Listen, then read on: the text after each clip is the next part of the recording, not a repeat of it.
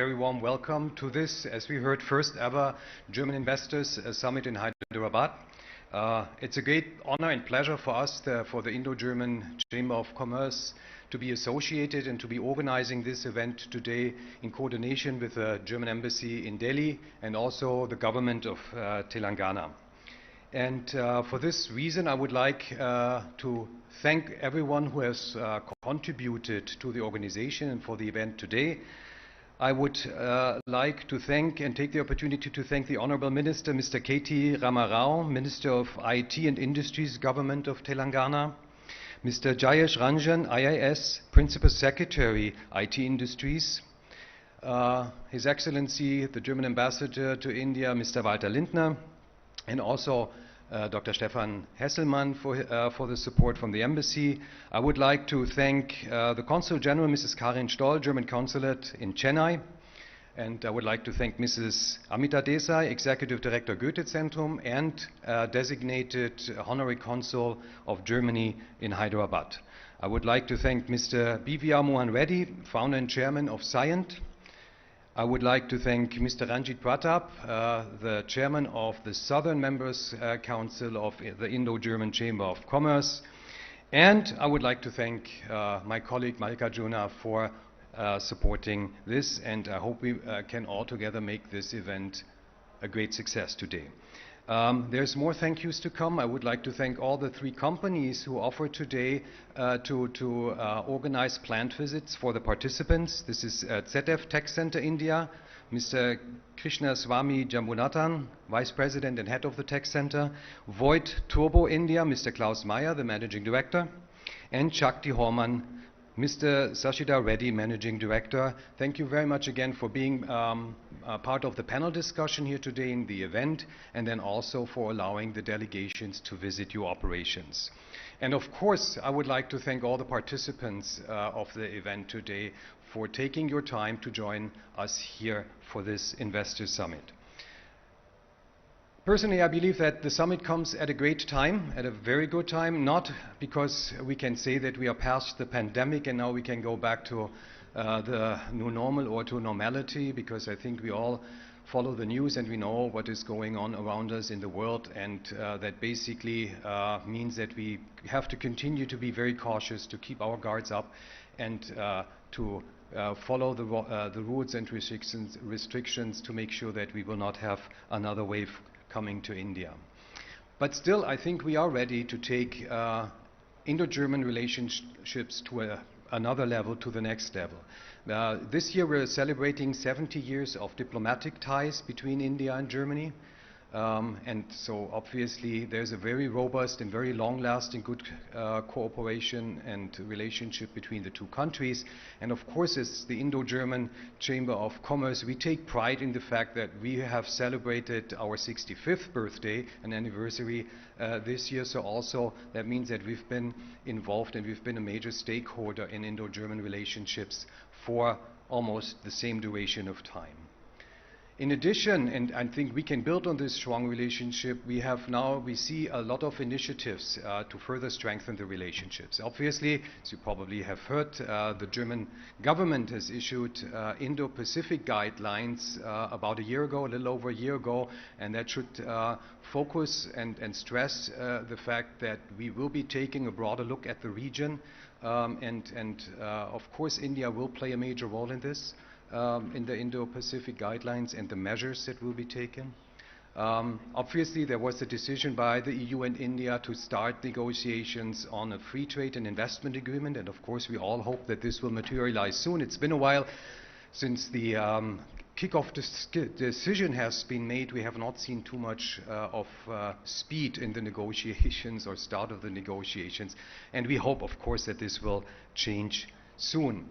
In addition, the Indian government has also, and of course many state governments, and this is why we are here in Hyderabad in Telangana today, also many state governments have started and have continued to provide incentives and measures to attract foreign investment into the country. And in light of the fact that many companies are reviewing their supply chains to get more robust, more resilient, to have alternative sourcing, alternative capacities, that is also a fact that will and may lead to additional investment in Hyderabad, in Telangana. And this is the purpose of our event today. We wanted to take a look at it from various perspectives, and I'm very happy that we have them covered today in the event. We have the political perspective from the German side. We have the perspective of the government of Telangana and what is planned and what is going on to attract investments. And of course, we also have the corporate perspectives, so we hear from the companies, and you can see this afternoon in the companies and the operations how you can do and how you can be successful with your business and operations in Telangana. So with that having been said, I would like to thank once again everyone who contributed, and I wish everyone a very interesting and insightful event today. Thank you very much.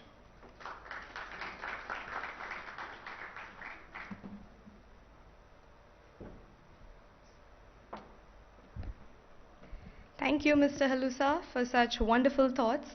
I would now like to request Consul General of the Federal Republic of Germany in Chennai, Ms. Karen Stoll, to express her views on the efforts made by the German government to promote bilateral exchange between Germany and the region. Can we have another round of applause, please?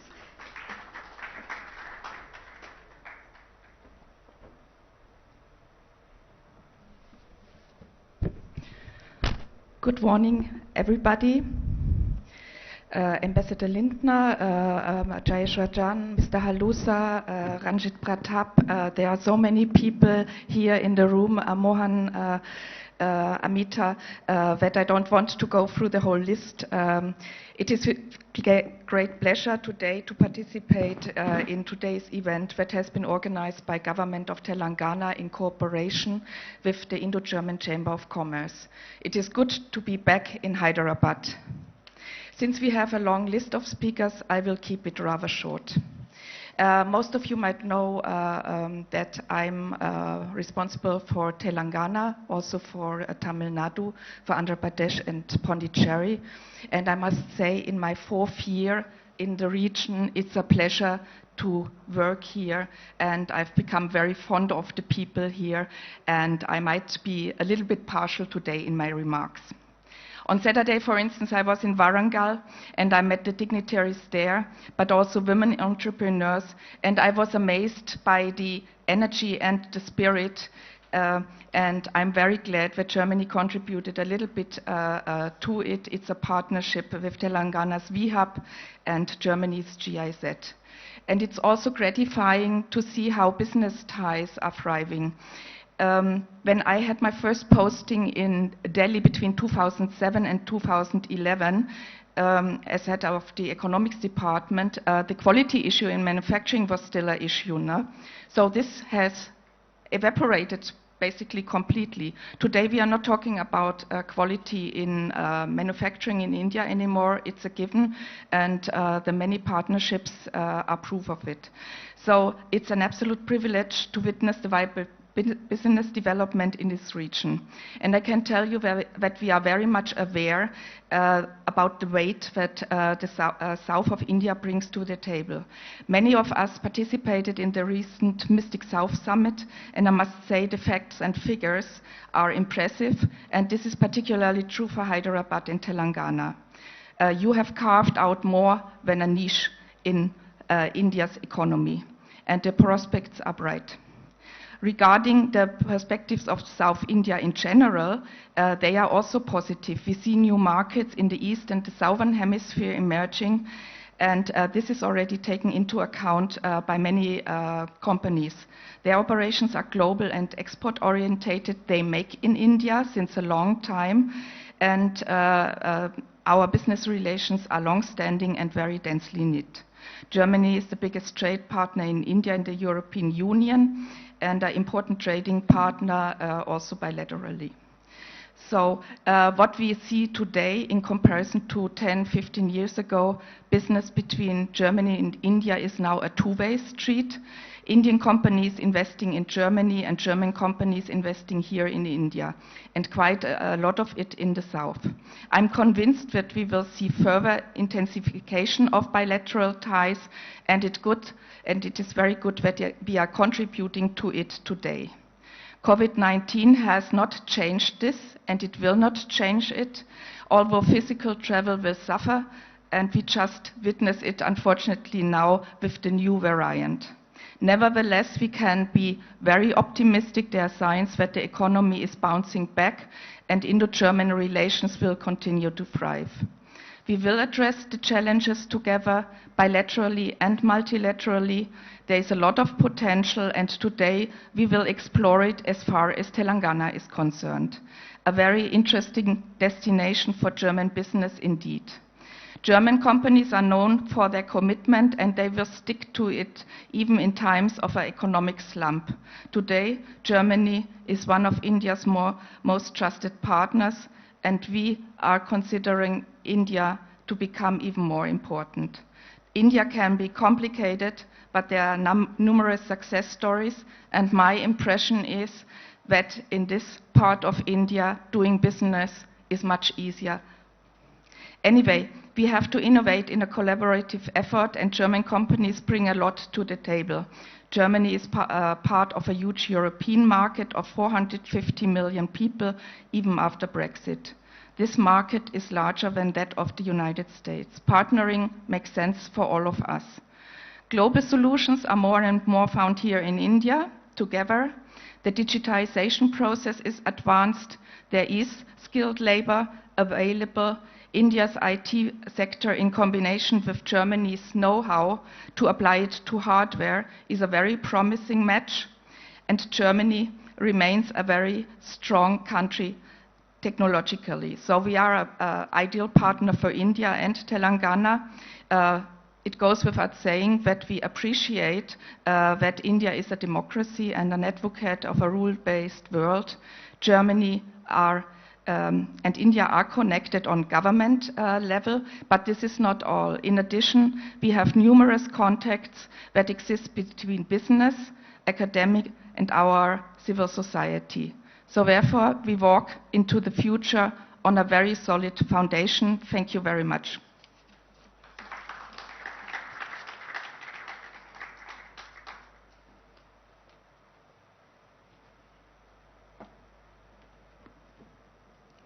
Thank you, Ms. Stoll, for such insightful views.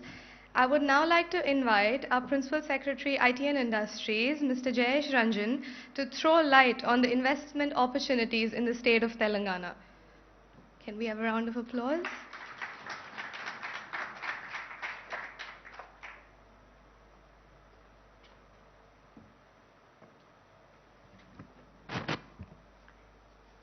Thank you. Thank you very much.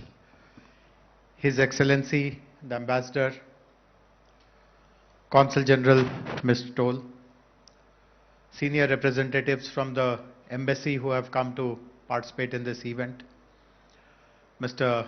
Halusa, Mr. Ranjit Pratap, Mr. Mallikarjun from IGCC, Mr. BVR Mohan Reddy, Ms. Amita Desai, and most importantly, representatives of different German companies who are here today to learn more about the value proposition that is possible in the state of Telangana. Very grateful to you. There are basically three reasons why we wanted to take up this investment meet. Some of you would be aware of it, might have seen news items, news reports, that Telangana continues to receive regular investments from different parts of the globe. We are a very prominent destination of American companies for sure. We have lots of investments from, let us say, Japan, Korea, Taiwan, China. Also good number of investments from countries who are in the Middle East, like UAE, etc. But the footprint of European companies in Telangana is limited. Of course, it is growing at a reasonably satisfactory pace. But as compared, let us say, to American presence, Americans have discovered Telangana like anything. But we don't see the same kind of footprint of European companies here. And many interactions with the companies who are here, who are already here. You will actually be listening to 3 of them, and there are many more, 3 German companies that is. Many other European companies who are here, French companies, British companies. We even have Spanish, a pharma company which is from Spain. We have companies from the Nordic region. We have Swedish companies. We have Danish companies. We have Finnish companies. Whenever I interact with them, their experience has been extremely positive. In fact, they tell us that they had never anticipated that it will be such a smooth affair and it will be such a positive affair. And eventually they all conclude that I wish there were other European companies who also discovered Telangana and who also had a great run the way we have had. And therefore we felt that it is important to create awareness about what our state has to offer, because Telangana, as all of you would know, is a new state. It got created 7 years ago, 7.5 years ago. And not many people are aware about Telangana. Of course, the city of Hyderabad is known, but normally when Indian states are talked about, you use the name of the state. So someone would have shown you a list of 28 states. Obviously, you'll be finding it very easy to recognize, let us say, Gujarat or Maharashtra or Tamil Nadu or Karnataka. But Telangana, because it is new, it is unfamiliar, people pass it over. So we therefore felt that we must conduct a meet, and let us have this meet first by targeting all the companies who are already in India. So it's not that India is unfamiliar to them. They have a presence in India. Some of them are in India for decades altogether.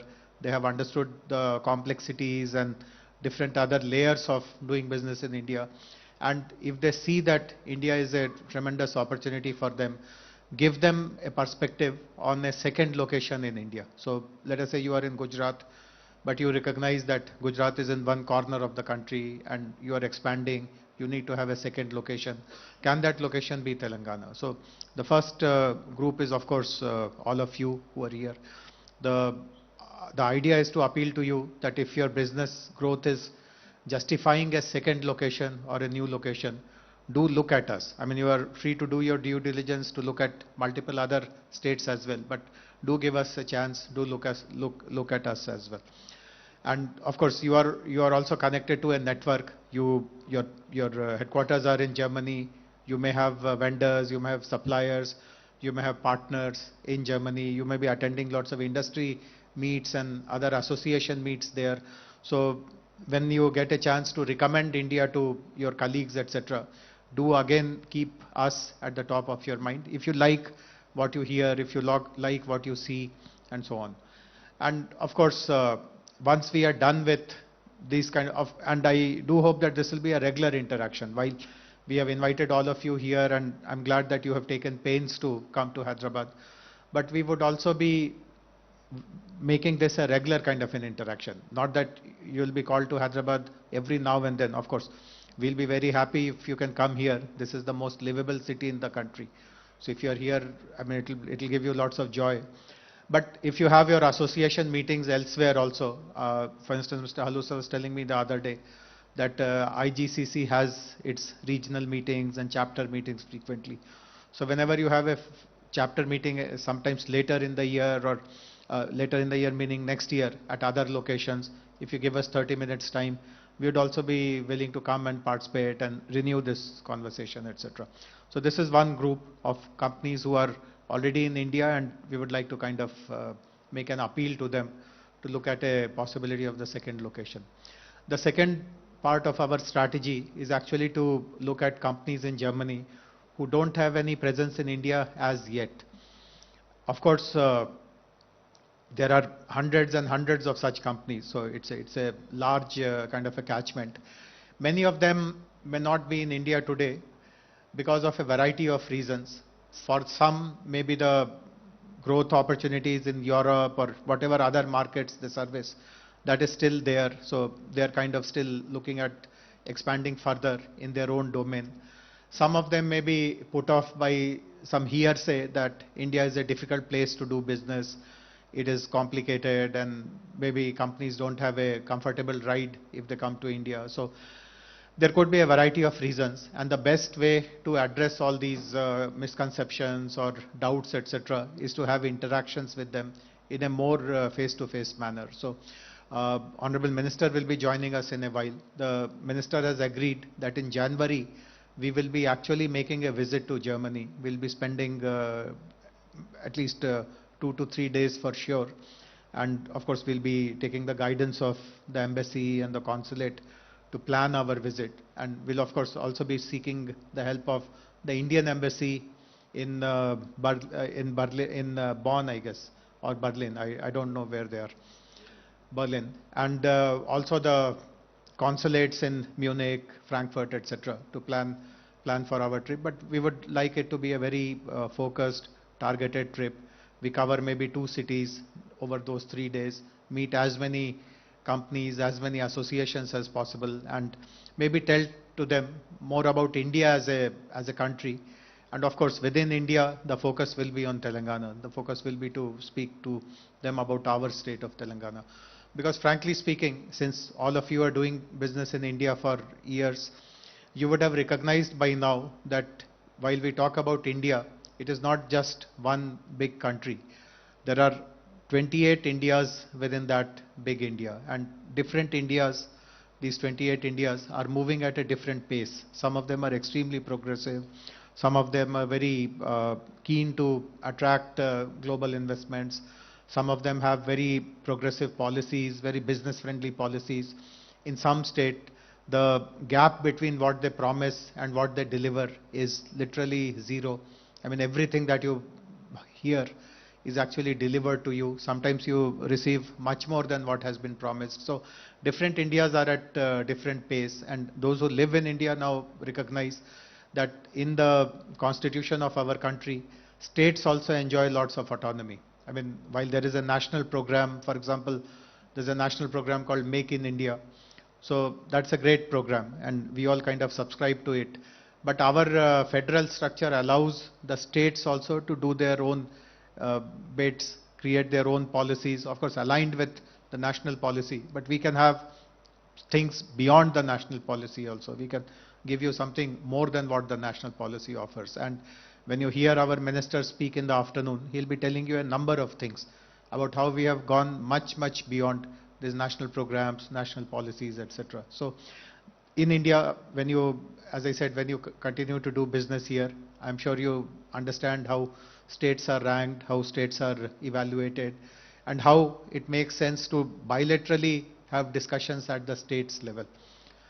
There is no need anymore now that if you are an overseas investor and if you are looking to invest in India, you have to route your discussions, you have to route your participation only through Government of India or Government of India agencies like Invest India, etc. Of course, Invest India, etc. are great agencies. They are very helpful, they are very supportive, they will guide you properly. But even if you don't go through them, you don't lose out on anything. You are free to directly, bilaterally interact with the states. And again, I'm happy to share with you that many companies do that with us. We receive bilateral investment proposals, and obviously the kind of response that they get from us, the kind of professionalism we show in our approach, that really impresses them, and most of these investments eventually materialize for us. So that is the message which I wanted to leave with all of you, that when you look at India, do it in a disaggregated way. I mean, India is 28 Indias. Understand which of those 28 Indias is better aligned with your goals, and of course then work very closely with them. I'm also very happy to share with you that like Invest India, I spoke about Invest India, we have created a similar professional setup which is called Invest Telangana. And Invest Telangana is structured or is organized very differently. So I'll quickly tell you about the structure of Invest Telangana. So in our industrial policy, which is called TS-IPAS and which was introduced about 7 years ago, we identified 14 priority sectors. And for each of those sectors, we have created a wing in our Invest Telangana, and we have appointed director level officers who are all from the private sector, who have all been taken on deputation to the government from the private world. I mean, they are not government employees in that sense.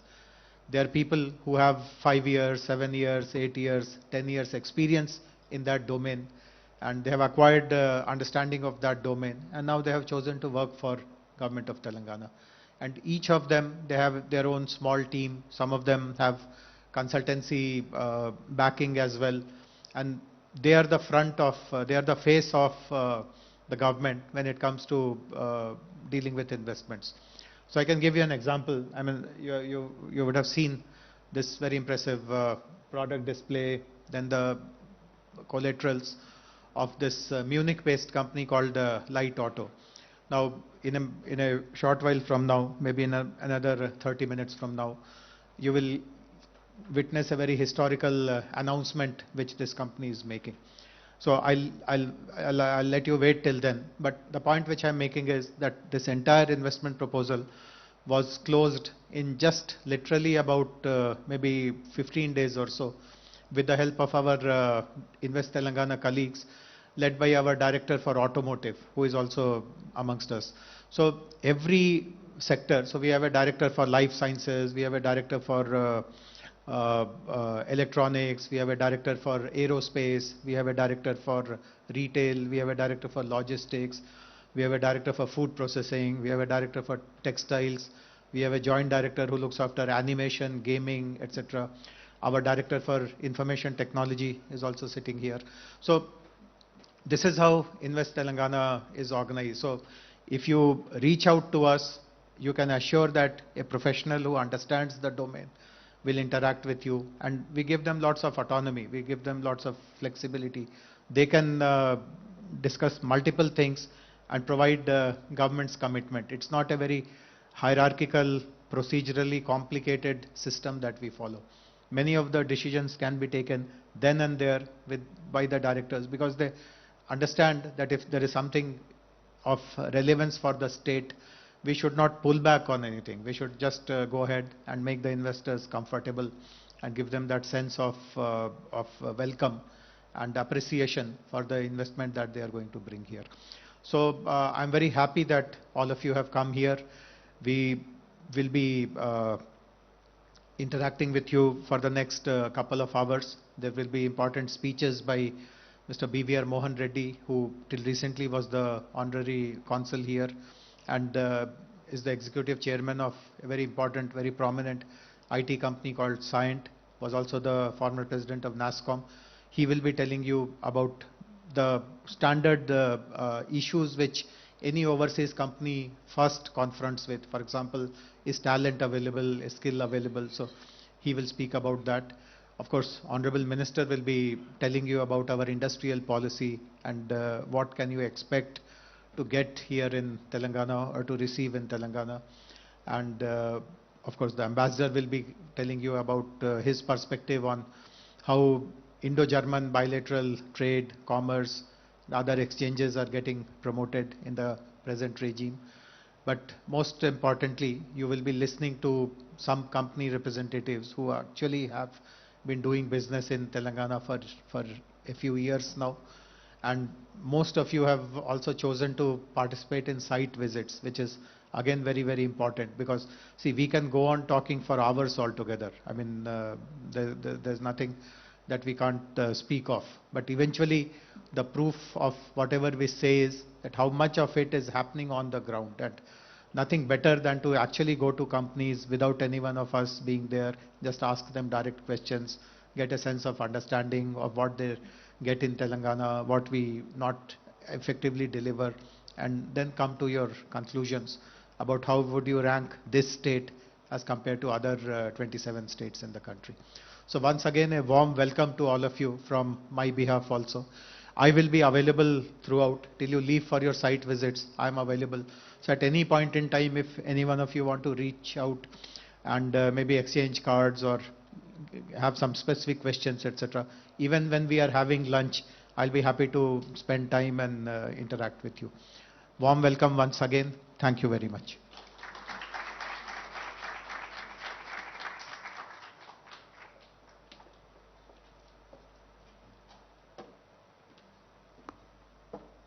Thank you very much, sir, for giving us such essential takeaways. We will now move to a very interesting section, that is the panel discussion on the experiences of German companies in Telangana, which will be moderated by Ms. Amita Desai, Executive Director, Gaute Zentrum. And as a part of the panel discussion, we do have three panelist speakers. Mr. Krishna Swami Jambunathan, Vice President and Head for ZF Tech Center India, Mr. Karls Mayer, Managing Director for Void Turbo India, and Mr. Shashidhar Reddy, Managing Director for Shakti Horman.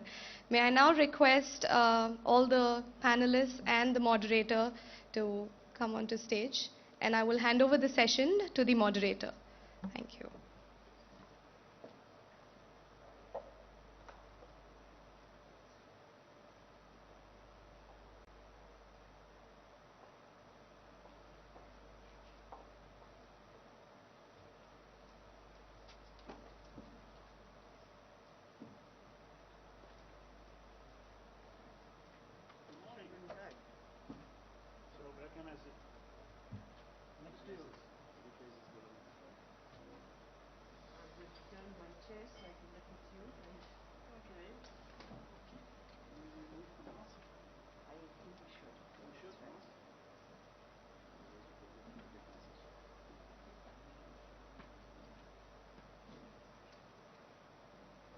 Well, a very good morning.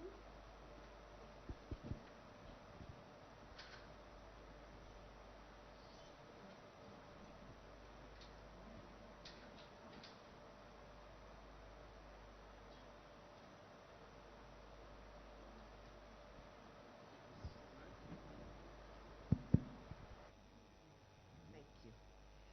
A very good morning to all of you on the stage and off the stage. It's a wonderful opportunity, I think, for us to, at the investors meet, to talk about why India and Germany. I think that is a basic question, of course, but to move beyond that, because you have made that coming together of India and Germany not only possible, but also successful. So I think it is crucial for many people who are looking inward, outward, and back inward again to consider what are the opportunities, what are the roadblocks, how does one deal with it, and of course reach the stage where all the three companies that you represent have reached. So I would like to move immediately into discussion and talk and learn from your experiences and your journey.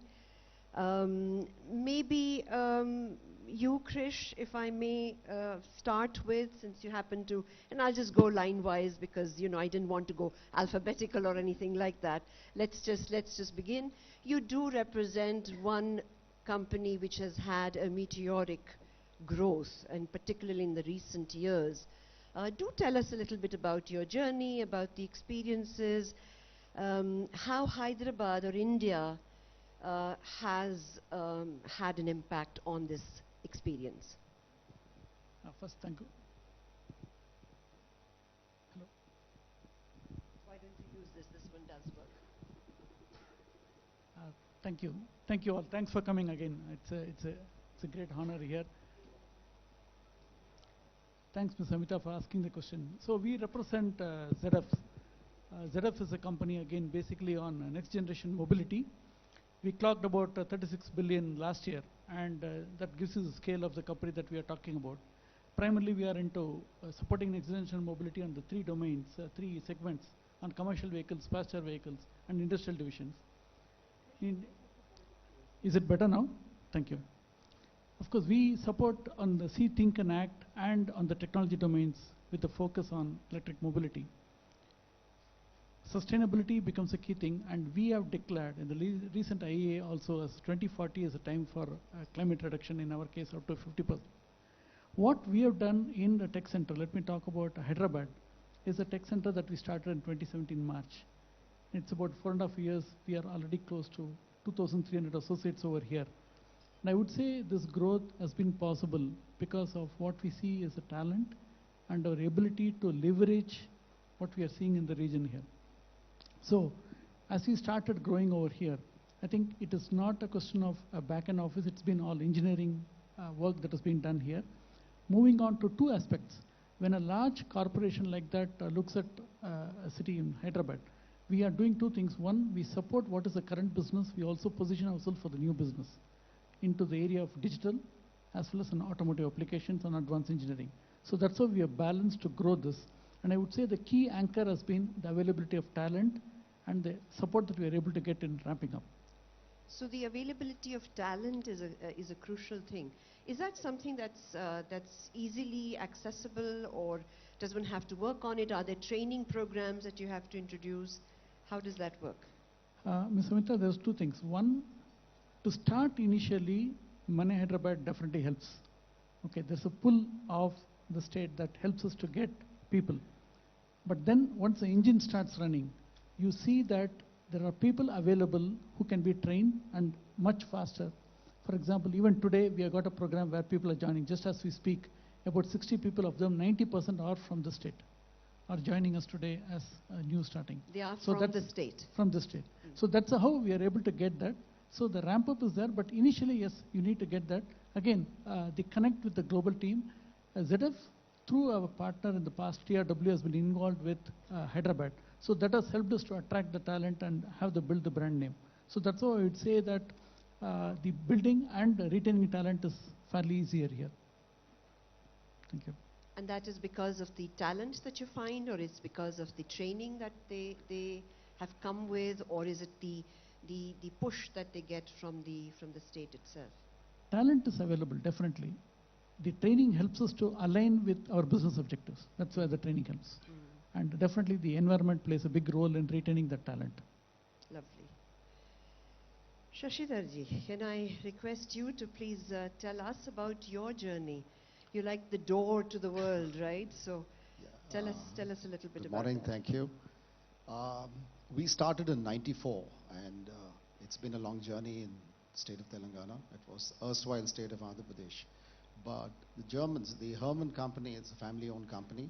It's $1 billion plus in terms of turnover. They have about 33 plants across the globe. And they invested into Shakti in 2012. Since then, we have expanded. We have moved from not only the original products, which were commercial doors. We now have a range of industrial doors. We're now getting into perimeter security, the whole host of products that we are bringing to the domestic market. We also do some amount of exports from here. It's limited to places. There are certain products that we make, which the other subsidiaries of Hermann do not make. And we substitute, we cater to those markets and those products where there's a demand for such products. Insofar as Hyderabad as a location, Telangana, I think first of all, as companies, what do we look for? We look for physical infrastructure. And I think we have an excellent airport. We have all the connectivity, the ORR. If you look at the metro. So in terms of physical infrastructure, we have extremely good infrastructure here. When it comes to social infrastructure, I think it has, in the last at least 2 decades, I think we have really moved far ahead in terms of having good schools, hospitals, a lot of good residential spaces.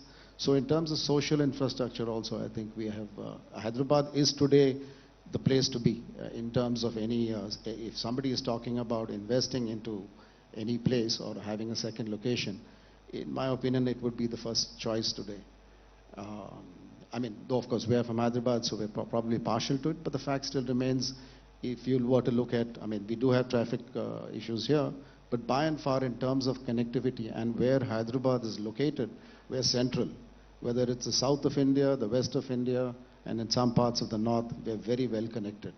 And that's been a major advantage in the business that we're in. Long term, we may look at a facility up in the north, but that's purely in terms of addressing certain areas of the northern market. In terms of labor relationships, I think it's very cordial here. There is abundant talent, both from the workers and in terms of managerial staff. Yes, of course, there are certain areas in terms of skill sets that we all work on. There is always a need for more skilled people. And probably this is one area where I think Germany could help, along with Skill India, that we could have a good training center that could be established here. It would definitely help a lot of engineering companies.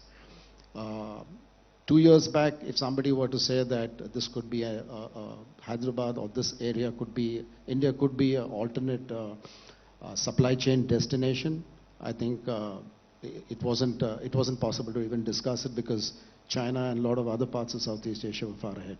But I think post-COVID, there's a lot of possibilities, and especially in the engineering side. So I see a lot of potential in this particular area.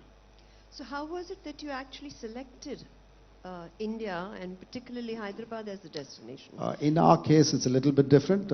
We were here before the Hermans came in, so they invested and acquired us in 2012. So, but obviously, what they felt when they came here, when Hermans came to India, they first set up an office in Bombay, and their first destination for manufacturing was actually Pune. And there is a large number of German companies. The German presence is very strong in Pune.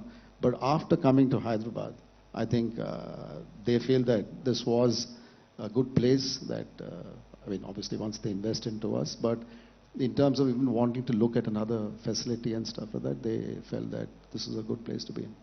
Yeah, we have to change that, make Hyderabad larger than Pune presence, but let's work towards that. Yes, I think we would need the help of a lot of German companies. Right. And Hermann is a family-owned company. I think it's called the Mittelstand.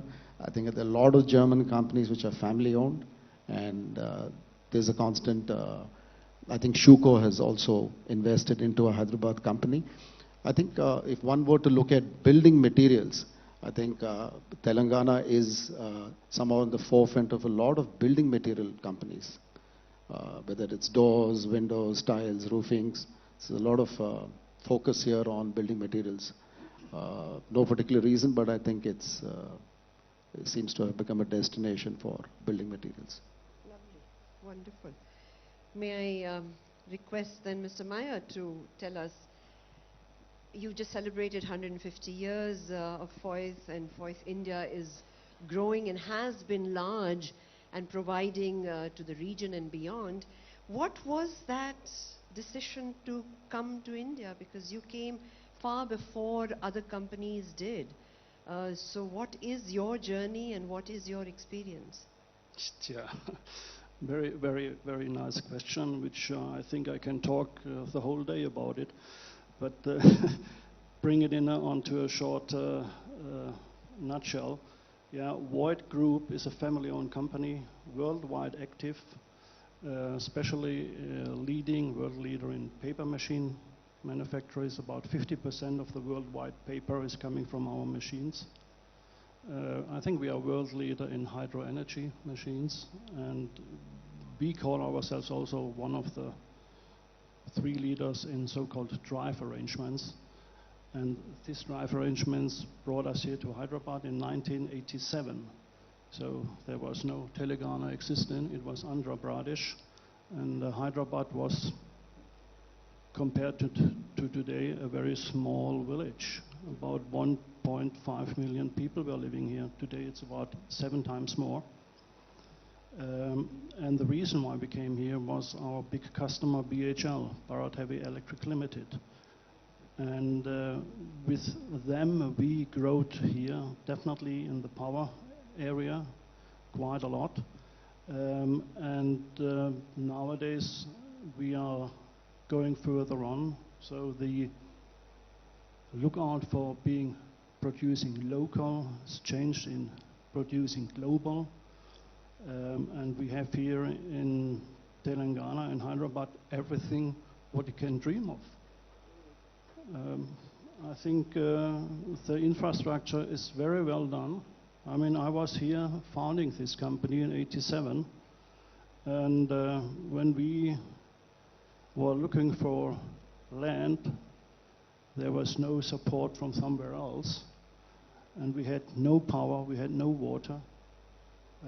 We had to look for ourselves, and today if I'm looking here around, if you want to establish a company here, I mean, that is a very easy cup of tea, which you have to drink, very easy. And there's a lot of help from the state, which at that time wasn't. So coming back to that, talents, as a world active company, you're looking always for talents around the world, and you find them. And here, this area is full of talents. There are young people, and the world is at the moment quickly changing in digitalization. You find them here. Just look around, they are there. And that is what we are looking and what we need for. We are changing from what is called mechanical stuff into digitalized stuff. So you need more software, you need more electronics, you need more engineering. That's all there. So I see these things very positive. Excellent. Now tell me, as a European company, and the local talent and the skills that they come with, there might need to be something that needs to be done. So between the cup and the lip, there must be the quality controls, the skilling or upskilling. How does that get tackled? How do you work on that? Put it this way: quality is for us not at all a compromise. Right. Since we have 150 years young, we never made a compromise on quality, not at all. Though, yes, if you find them, you have to train them in the way of getting into your culture understanding, and then you shift them up and down the line, as I say, from here to Germany and from Germany to here, forwards and backwards. And nowadays it's very easy. You go online, so you need not even to spend a lot of time here and there. So the communication helps us quite a lot to increase the level of understanding and the level of acting on different things. So we have several projects which engineering is here, and the production is, for example, in Brazil. So we are interacting with that. It's not an issue anymore. Excellent, wonderful. Do you also feel that, Shashidarji? I mean, is that something that culture was what Hemaya brought out? The culture of work, the culture of quality, the culture of understanding the product and the design and the delivery. How did you manage to translate that? In terms of people, in terms of having the right skill sets, at least the engineering knowledge, there's an abundant amount of talent. Obviously, there's some level of training that one has to give, but getting them to maintain quality, I think Karen or somebody had made a statement, it's a given now, in the sense that as a company, we've always made a product which is, I think, it's an exportable product. We made it right from 1994. So once the workers, it's also the kind of facility that you also create. I remember in the early days when we first set up, it's a sheet metal company. Ultimately, steel door manufacturing is sheet metal. So when somebody comes to a sheet metal door company and they look at it, they expect it to be, a lot of steel lying around, scrap and welding and a lot of racket, untidy. But I think we always maintained a very neat facility. As some of the members of the chamber who would be visiting our facility today will see, it's extremely clean. It's always been clean, and I think that adds to the culture of the worker who also comes and works there. It gets translated into the product. So I really didn't see much of an issue in terms of getting adequate trained workforce here. And achieve the standards Yes, that the global market requires. Yes. Is that your experience as well, Krish? Yeah. How are the markers of success and quality instilled in the skilled professionals? Yeah, I think, as you know, for engineering, definitely we have always been known, India. But what also happens is, I think where we see the state evolving is the same culture that you see mini India. I would say, as Mr. Jayashanjan mentioned about the 28 states, that culture is coming in because the way we are positioned it is attracting talent from all over India. And that is giving us an advantage of what we are capable of. So you really see the diversity taking shape here and helping contribute to the state. And we are set up again as an export special economic zone, so we are doing all of the work is for Grover. So that culture of working and engineering development is really built in. And when you have the right environment, we are able to attract the right talent and use the diversity to deliver. That's how I would see as an opportunity here. Wow, that's an excellent, because that is quite a diverse. I mean, you're actually creating a global creator Yes. sitting here in Hyderabad. Exactly. And that obviously is a doable thing. I mean, that's very clear. Are there any roadblocks that you see? I mean, are there issues that do happen which are difficult to circumvent? Are there things that we need to go to our authorities and say, these could be different, these could be smoother, or the reverse of that these were so good that we could reach here? What is your experience in terms of the infrastructure and legal and other structures available? Thank you. And I'll give one specific example and let the people can know from it is, all of us went through the pandemic, right? And last year when we had the pandemic, like any other company, we were also not prepared. And Rakesh, who's here, heads of finance, made a call to Amar, who is here also, and we were able to get connected with the government and the support in moving the work home in a matter of few weeks. Why I say it's a big challenge is, we have a lot of hardware equipment, we have other tools. It's not easy to, in the pandemic period when there's a national lockdown, to move things. I would say that is one very clear example of how the government has supported in ensuring that today in any in any of our internal meetings, we are quoted as an example of how we are able to move work on record. And I think that's clearly due to the support that we have received. And I would say it is always a phone call away for anything. We do not have to go for anything else. We are a special economic zone. We are running the operations. Second pandemic also same thing, the second wave. We went through that. So that is, in my view, is one clear example of how the government support works. So how was it? What happened? I mean, machines can't be taken home, so... So the equipments, in our case, it's the hardware and tools, but the movement, facilitation of the movement, it's just like how you create a green corridor for medical purpose. It's the same thing that we create an industrial corridor, we make sure wherever we are, those lanes are cleared, and simplify the pass movement so that people can move the work home and the movement of vehicles. So that was very essential. We literally moved about 1,500 computers home, along with the hardware. So that's the sort of logistics and day-to-day working that we are talking about, as an example. That's from Are me. there any issues, any one of you, any issues that could be different? Or is there something that the government could do differently? Could India do differently to bring in more from abroad? Something that you're all thinking. So obviously there's nothing. It's all quite smooth. Maybe direct flights from here to Germany. That would help. That's a good one. That's a good one.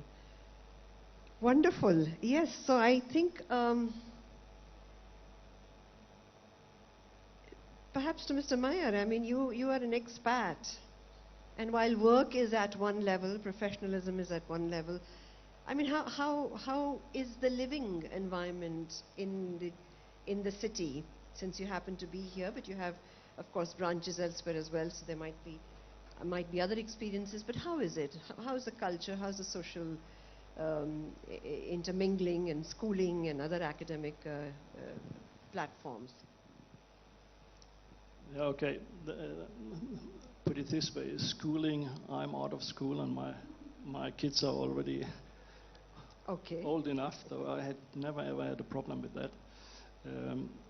So social life here in Hyderabad, for me as expert, is excellent. And since I came the first time here in '87, I have friends. I cannot really all name them and number them up, but I think it's important here, not only here, it's important for India. You have to be willing to be open. And if you like food, Indian food, and if you like the people, things are coming around by themselves. And then you are getting closely into what I call it, this Indian family network. And if you are feeling a part of that, then you are middle into that. And here in Hyderabad, as I said, I'm a part of that. I'm a member of one of the oldest clubs here already. And Hyderabad is such an attractive city compared to, let's say, most of the German cities. This city here is not sleeping at all anymore. You find here restaurants from A to Z. You find here possibilities to be active whatever you want, even sailing, yeah? And we are not on the seaside.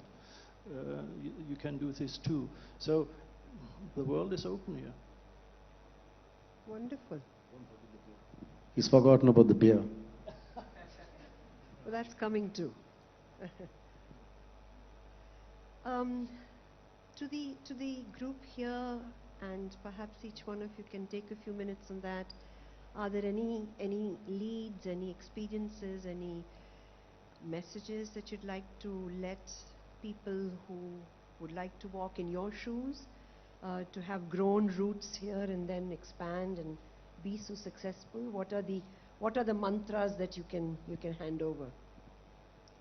I think we represent a clear example of having established in 4 years. So it's not something we have been there for a year or anything, for a long time or anything. We are very clearly an example of having established in 4.5 years and grown. And I would say it has not been any sort of issue in terms of hiring talent or in terms of support from government where we need to go and make a representation or anything. That's what I say. So we are allowed not only just to do our business, we are also enabled well to do our business. And that's something, again, any help is always a phone call away. That's how I would see as a recipe for us from a business standpoint to success. I think that's what it is. Sure, thank you. If one were to see the past, I mean, when we were part of the erstwhile state of Andhra Pradesh, for those who don't understand Hindi, I mean, they used to say it's Andhera Pradesh because we used to have power cuts and we used to have power outages, shortages, and that was part of our planning. But I think all that over the last 6-7 years is past us. We are power surplus. We hardly have any issues on law and order, and that's pretty important. And yes, a direct flight to Germany would help in terms of connectivity, because we used to have Lufthansa fly from here, and I think it would be nice if Lufthansa could fly back to Hyderabad. It makes travel so much more easier, because we have a lot of travel between both from our engineering staff and from our colleagues from Germany. That becomes a little bit difficult when one has to have a halt, and it's always via some other airport. That's a little bit of a challenge. Okay, I see somebody's coming here in.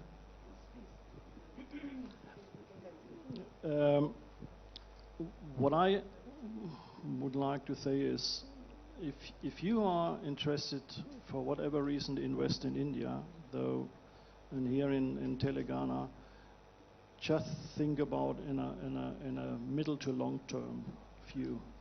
That is exactly what we are doing from a family owned company. And if you are willing to do that, then you will see the success coming. In 1, 2, 3 years you will start, and then it will fly by itself. So just think about your investment about middle and long term, and I think that will be helpful. Regarding anything else, as I said before, Hyderabad is middle in the heart of India, and you can go left, right, and you find a lot of suppliers. Supplier chain here is also really good. Though that is maybe also of importance to mention that So I see there are no hurdles. The only hurdle is maybe the headquarters in Germany to say, oops, is it worthwhile to do it? Yeah? But that is maybe the major hurdle, but the rest, I think there's nothing in between. Excellent. So the advice that I hear from the three of you is to take the plunge from somebody who has been around for several decades to somebody who is going to move successfully into the first decade and onward, to take the plunge, and Telangana allows you to swim. There is no question of sinking, right? So that is what I hear you all say.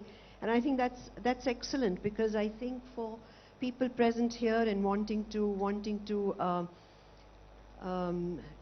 start something, once you have the will, there is a way and many ways. So wonderful. Thank you so much for your experiences and being the beacon of, people that's established here. I think quite encouraging and motivating. And I thank the organizers for giving this opportunity to come together for this little chat that we had. Thank you so much. Thank you, Amita. Thank you, each one of you.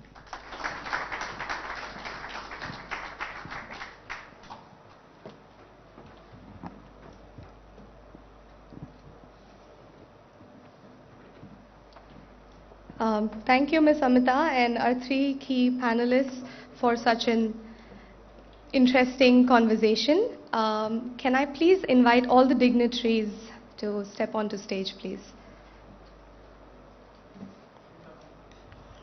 Can I request all the dignitaries announce? Sure.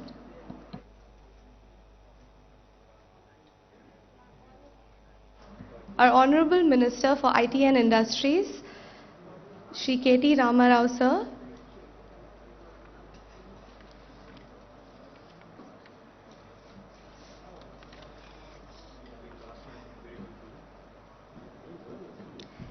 His Excellency Ambassador Walter J. Lindner, Embassy of the Federal Republic of Germany.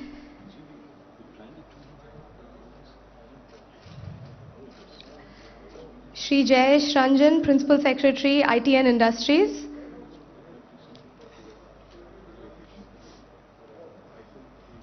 Mr. Stephen Halusa, Director General, IGCC.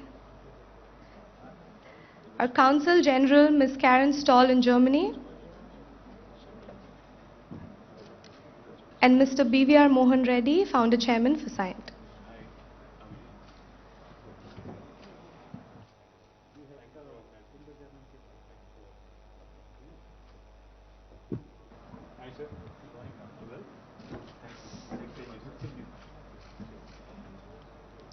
We have now reached a very key moment of this summit. We will now be signing a Memorandum of Understanding between the Government of Telangana and Light Auto GmbH. Light Auto GmbH will invest approximately 1,500 crores, that is 200 million, in Telangana to establish an advanced design and manufacturing facility called Light Auto Components Private Limited. This will be spread about 100 acres and it will generate employment for about 10,000 plus people. In fact, everything that we're discussing in today's summit is translated into a live example by this one company. Our state takes pride in its extremely progressive policies, and this moment is indeed a big milestone for Telangana's investment. I would also like to mention that the senior leadership in Germany from the team of Light Auto was extremely excited to be here, but unfortunately, due to the world over travel restrictions, they were unable to come. However, we are joined by their India team, and we will be now going ahead with the signing of the MOU ceremony. I will now request Mr. Gopal Krishna, our Director for Automotive, to carry forward the formalities.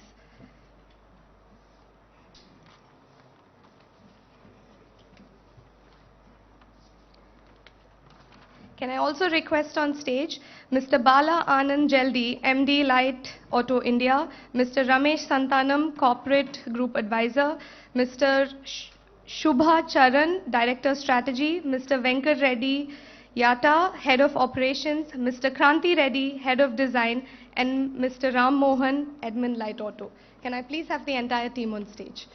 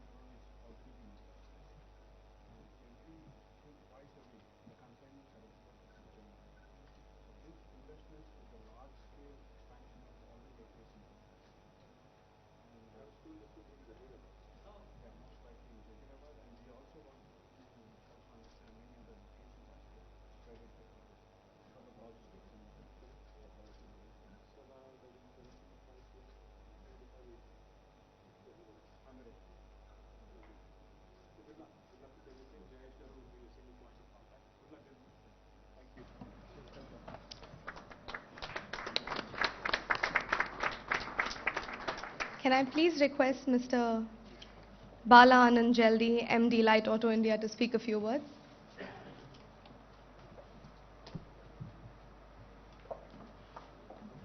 Good morning to all dignitaries, Your Excellency, Honorable Minister of Industries for State of Telangana, Karen Stoll from Consulate General in Germany.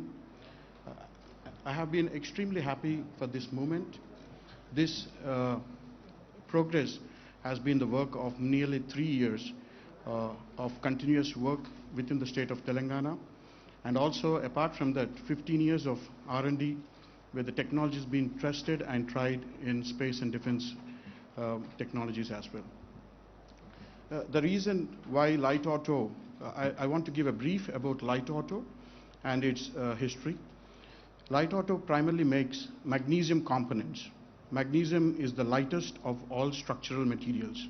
It is lighter by 40% from aluminium, almost 80% lighter than steel. In fact, it replaces and equal to the strength of both steel and as well as aluminium. We can replace almost all of steel and aluminium to magnesium. But the technology is extremely difficult. You can count on fingertips globally how many companies exist on magnesium domain. It's extremely difficult technology. But the progress of light auto is one of the most interesting journey we have, primarily after putting up our headquarters in Munich. The first customer for us was so encouraging. It was one of the biggest companies, Rheinmetall.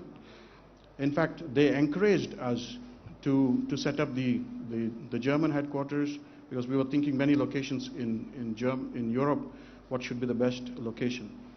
After setting up, Rheinmetall has supported us significantly in infusing capital for continuous product development, which they are launching next year. And in fact, I'm proud to state that almost all of the prototypes which was tested and proved by the German giant was made in Telangana. Actually, the pilot was already running in Telangana for the last 1 year, and the Light Auto GmbH has already been investing in Telangana for the last 1 year. And every week we have a shipment going into Germany for these advanced testing. And interestingly, after that, in the last 1 year, there is an explosion of demand for light auto. It is primarily driven by customers. In the automotive sector, we see that a tectonic shift has happening from fossil fuel-based engines to the battery systems and hydrogen vehicles. For battery systems to battery vehicles, the structures need to be the lightest possible so that the vehicles have range and energy efficiency. And for hydrogen-powered vehicles as well, the similar applies. So in that regard, the magnesium has taken its central position with all the auto majors. In fact, one of the case study I can say is with BMW, we have just 2 weeks to get the supplier code. It is, if you go into automotive domain, getting a supplier code from a large corporate like BMW nearly takes 6 months to 1 year. And BMW said that Light Auto made a history in BMW to get a supplier code in 2 weeks, and we have recently have finished their advanced product development prototypes as well in the state of Telangana. Because of this constant demand, we have a responsibility towards our customers to increase our scale in a very aggressive way. So Light Auto GmbH, which is a marquee management teams who have managed billion-dollar businesses in automotive, I would like to name few of my colleagues in Germany. Chris McGinty, he is the CEO of Light Auto GmbH. He used to manage 9 billion portfolio in Namura Bank. Uwe Frust, he is the CFO. Dr. Sheshu, he is the ex-CTO of Ashok Leyland. He is 20 years with Daimler, and he is also the Chief Technology Officer for Great Wall in China. He has extensive experience, and he is actually he is board member for three major unicorns in Europe. Then Mr. Venkatraman, he is the head of business development team in business bus division of Ashok Leyland, also the executive chairman of Ashok Leyland Trust. Mr. Ramesh Santanam, who is here right now with us, he is the innovation head for Hinduja family businesses, innovation head. He is also the head of incubation center for IIT Madras, instrumental in innovation and enhancing the startups in Ashok Leyland. With this marquee team, the company could convince our German clients to further progress it. Today, Light Auto has, within the last 18 months, Light Auto has bagged an order pipeline of 2.2 billion euros. And also recently, just last week, one of our major clients has committed 1 billion euro order contracts and also advised us to take over 3 of the major plant. In fact, one of the plant is the third largest plant in Europe for the magnesium die casting. So that is being pushed by our client for the takeover. So because of these aggressive moves by our clients and also the market requirement, Light Auto has to quickly come out with scalable plans and convince our customers. So we have a 600 million euro investment plan for the next 5 years. In that, 180 million to 200 million is earmarked for India investments. And the entire 180 million would probably be invested in the state of Telangana. For primary reasons is the state of Telangana has been, even though a young state, has proven itself of marquee strategies in executing an investor-friendly climate it has created. Especially, I have to really praise Industrial Minister KTR Garu because of his strategy in attracting business, sending a corporate jet to get a investment is no ordinary thinking. It's out-of-the-box thinking. These kind of things have been noted by our German team that we need aggressive, supportive government for our investment of 200 million in the 2 phases. This plant of 100 plus acres will be coming in Telangana. And also that it will create 9,000 plus of direct jobs, 18,000 plus of indirect jobs. And I have to really thank my clients, basically, but the customers, because the customers are driving this company purely because of the products they like it and the solutions we provide. And this is primarily the combination of the customers, our teams in Germany and India, and also the state, which is really progressive. And Telangana state has one of the most unique characteristics is also that it has a defense and aerospace background. Because of defense and aerospace background, the skill set available in Telangana is very rich, especially when we are doing high precision, high quality products. We need the skill set aligned to that direction. And in automotive industry, magnesium requires very high standards of production capability. Otherwise, the parts get heavy defects and market complaints. And we were very much impressed with the talent and skill set available in Hyderabad, especially that the precision engineering is one of the routes. And I think that will help the company to propel its growth and also quickly scale up and execute our business plans in the next 5 years. I thank Dr. Jayesh Ranjan and his team. When Mrs. Karen has written to him, the response was very quick. We are not aware that today there is an event, but within 10 days, an MOU signing with a German company. In fact, I can tell my colleagues in Germany, they don't move at all fast. They are very, very conservative. To sign a document, it has to go to legal, and the protocols are quite enormous. And also the commitment of 200 million, they have to go back to the investors to convince this is the right place we are putting and the protocols. But also the progressive and quick decisions and quick movement of the teams from Dr. Jayesh Ranjan and his team is really appreciated. It impressed our team to take quick decisions back in Germany, and the MOU is approved. And I think the further steps of executing and investments is going to be the next steps. And I think we are geared up to do so. And I really thank the teams in Telangana government that they are very progressive, very innovative, and quick and fast to respond. I look forward for this association and also Light Auto's growth in Telangana and also in Europe. Thank you, sir. Thank you.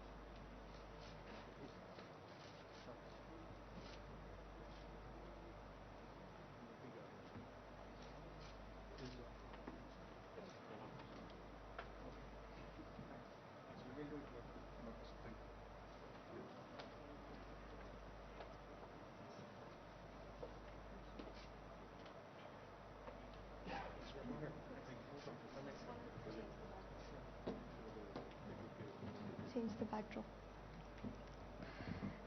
Thank you very much to the entire team of Light Auto.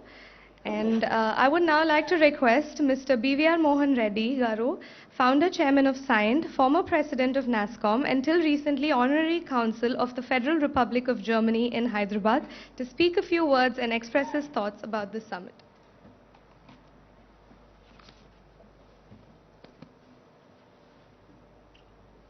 Honorable Minister KT Ramarao Garu,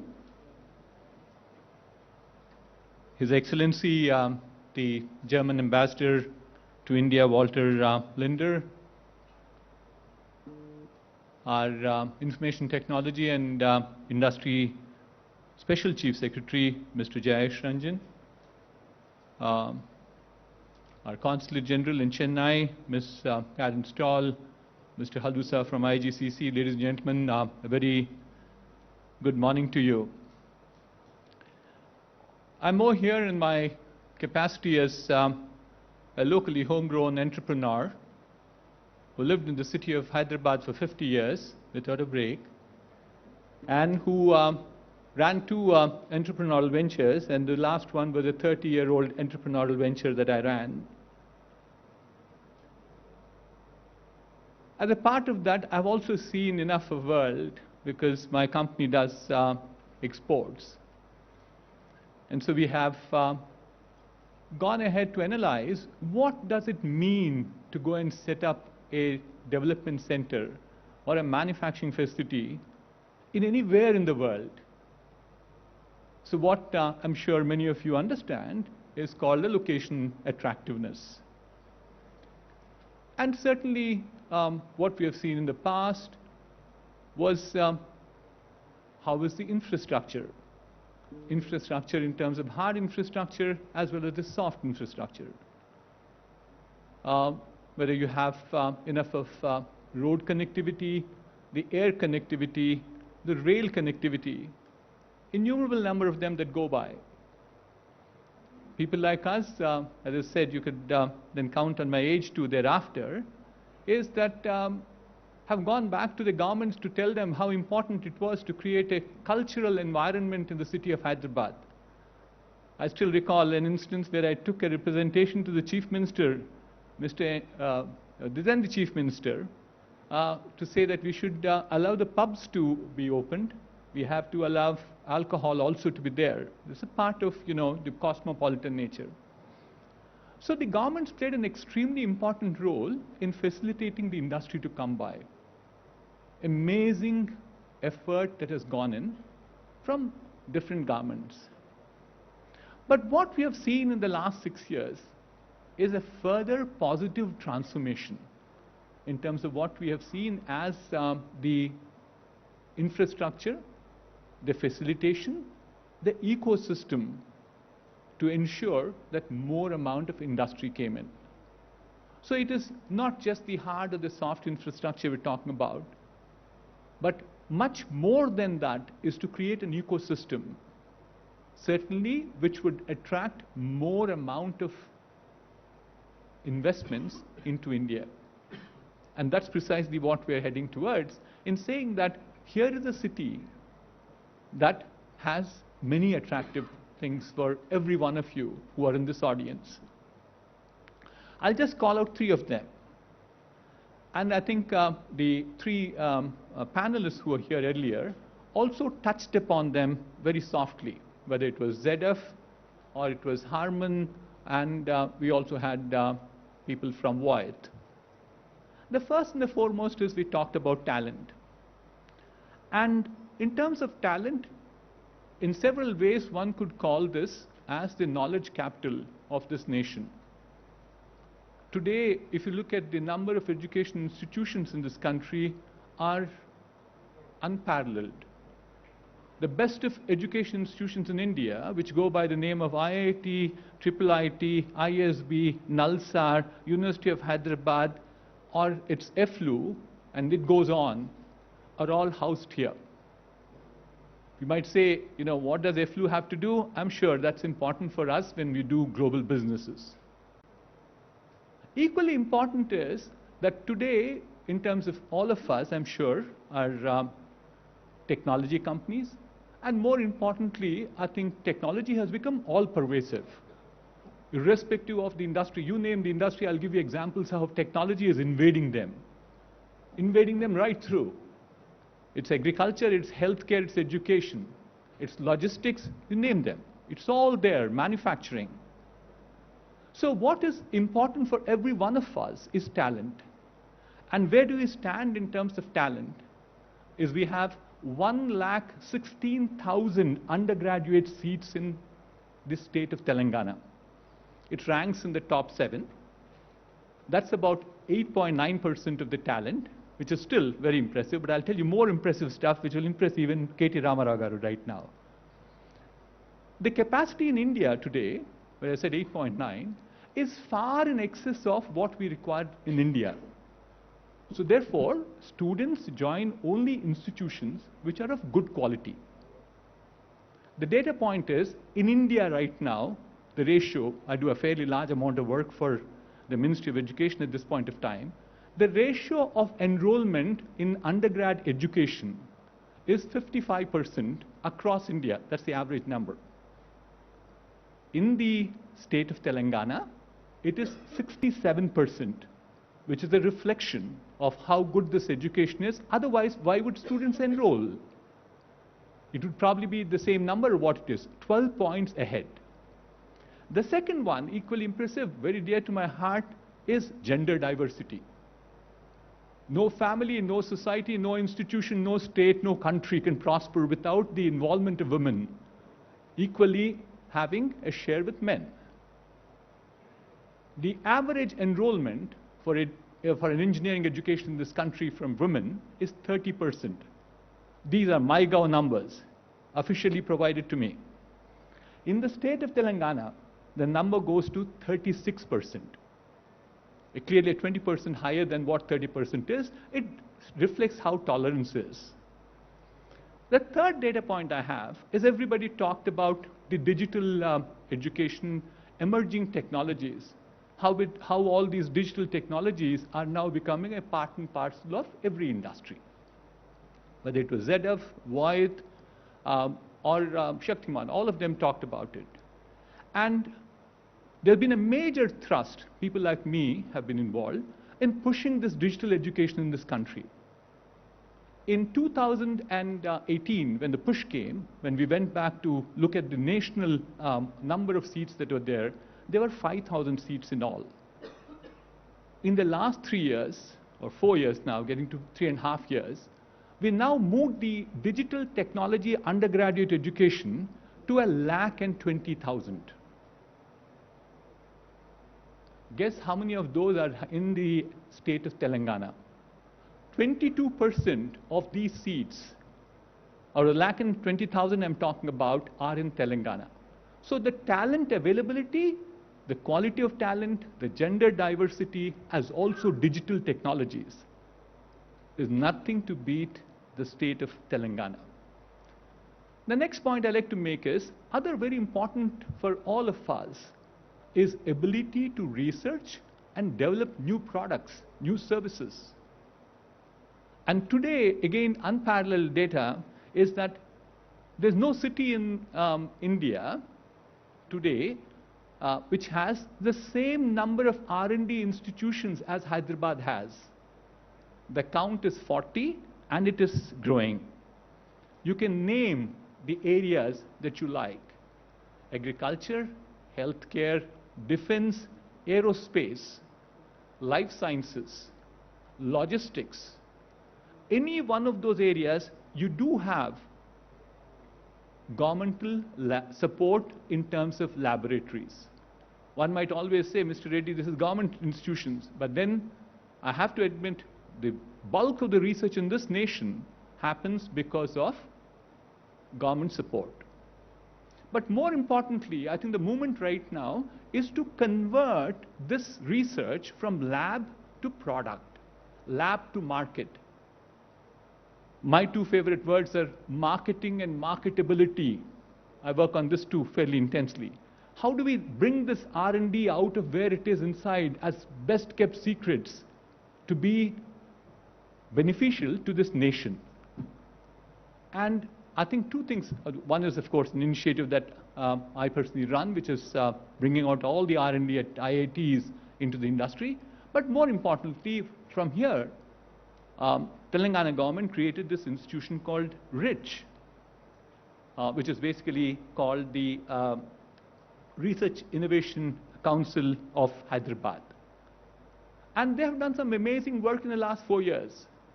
So if you're looking at research for products, this is again the location to be in. Finally, my last one is all about the world that we live in. We talk about innovation. And innovation can come because of research. Research leads into innovation. Innovation leads into incubation. And thereafter, you get to an entrepreneurship. And today, in the first few states, we said it's the youngest state in the country. But one of the few states which started an innovation incubation center was in Telangana, in the form of something called T-Hub. And T-Hub has made waves. T-Hub is now into its form called 2.0. With 2.0, there will be as much as about 30 3.6 lakh square feet area, which will make it the largest incubation center in this country. Yet another first by itself. And what did T-Hub do in the last 6 years, or 6.5 years at this point of time, is created an ecosystem which will harp on each other. What have we seen as a result of that? Today in Hyderabad, there are 50 plus incubators. There are 20 plus enablers. And there are 50 plus co-working spaces. So therefore, what did the Telangana government do? Created T-Hub all right, but created the ecosystem to add to T-Hub. They went ahead and created TSIC, which is the innovation cell. They created the V-Hub for the women. They created the T-Works, which is the tinkering lab. They created the RICH, which you talked about, and they have TASK.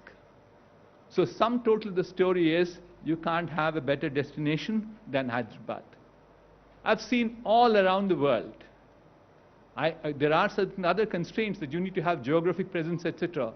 I went ahead and evaluated many locations. Many of you could not have even heard about an island of Puerto Rico. I do have a development center out there, 1,000 people development center. So it's through an evaluation process that we went. So therefore, I'd like to assure you that through a complete evaluation, I'm sharing these thoughts with you this morning to say that here is the state that you should choose to come and invest and grow. I wouldn't be complete if I wouldn't acknowledge the proactive, the passionate state leadership under the visionary leadership of our Honorable Chief Minister, but equally importantly, our dynamic IT and Industry Minister, Industry, Municipal Administration, it goes on, Mr. KT Ramarao Garu. So can we all join hands to thank Mr. KT Ramarao Garu for all the good work that he does. And I also keep saying this fairly often, that the political will provides the direction. They are there behind us, behind a number of people. But what makes the difference is the bureaucracy. The civil servant is the guy who really executes it. And what we have in a committed and a dedicated government machinery in front of us today is Mr. Jayesh Ranjan, who did a phenomenal job in making what is Hyderabad today. So thank you very much, ladies and gentlemen. I hope this will be, these few thoughts will be very useful to you. And I wish all of you will come and invest more in Hyderabad. Thank you.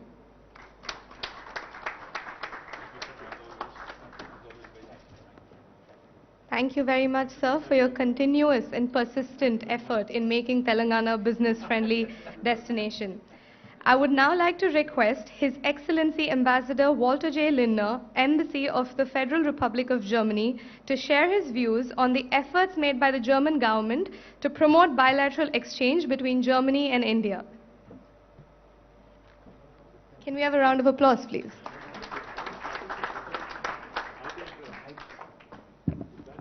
Thank you, ladies and gentlemen. Honorable Minister, Honorable Principal Secretary, dignitaries on the dais, and representatives of the German companies, Mr. Halusha, all protocol observed. Now, as the Principal Secretary has said, there are 28 different Indias.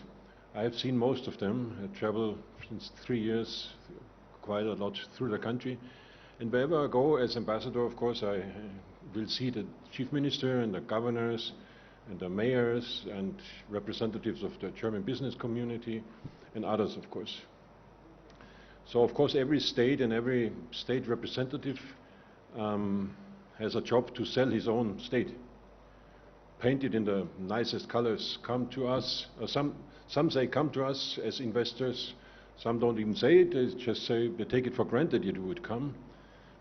And when I came here for the first time to Hyderabad 3 months ago, of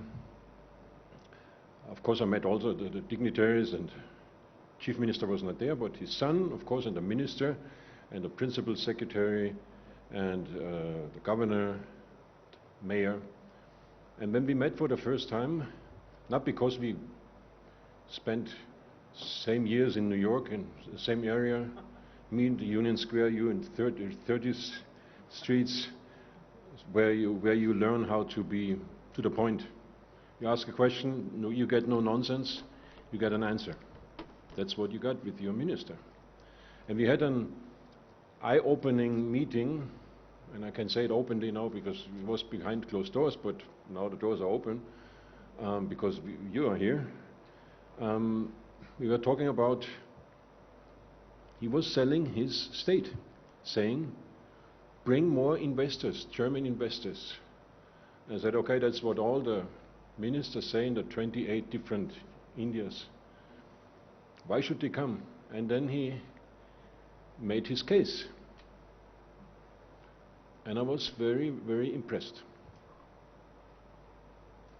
It's not so easy to impress me, but he impressed me. Because he had clear vision, and he said, you know, if an investor comes, he will get this and this and this and this. He even mentioned, I remember, he said, you know, if you want to have a new investor and he comes and he wants to buy a land or something, there's a timeline of 2 weeks or 3 weeks or something, whether when he gets an answer. If he doesn't get an answer, the principal secretary has to pay the fine. Or loses his job, I don't know what he said. He didn't go that far. But so far, these 2 weeks were never missed. Very convincing. So I said, you know what, it's good that we talk about this, but we should inform the German business community about all these points.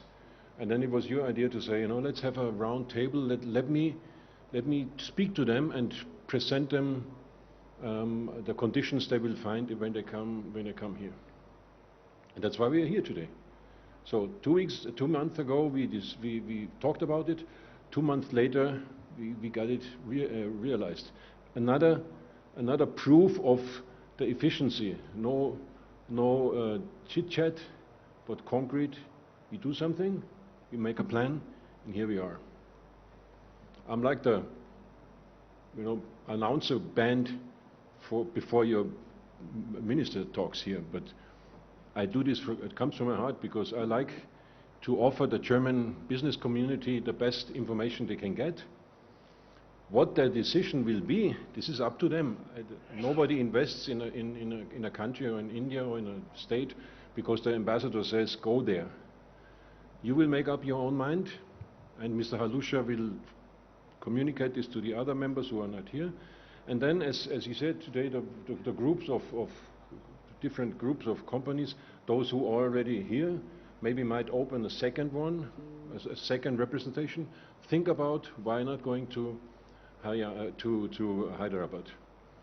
Or those who newly will invest, also they might decide. As was mentioned, most of the German investors are so far, of course, in Mumbai and in Pune, and then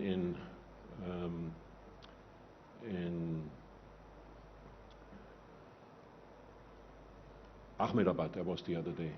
Ahmedabad, and of course in very few other places, but not so many would be here. Why not coming here? You will hear all the answers by the minister. Coming to an end, we had just a discussion where you were not here, where there were 3 representatives from German companies here, sitting there, and the MC was asking, so if you could wish, what else would you need in this state? What would be on your wish list? And there was silence. Well, there was one point, which is bring in a Lufthansa flight, which is not in your competition, I guess, work line. It would be more in mine, but it's not even in mine. It's in Lufthansa's work line. But otherwise, other than that, silence, which gives a good impression. So it's like they were on your payroll, but they were not, because they are independent entrepreneurs. So I'm very happy that I see quite a number of people here today, and I look very much forward to exactly now this moment when the Minister will tell you with his own words why a German company should come here and should maybe not come to the other places I mentioned, but should come to Hyderabad. Thank you very much, and thanks for coming to this meeting.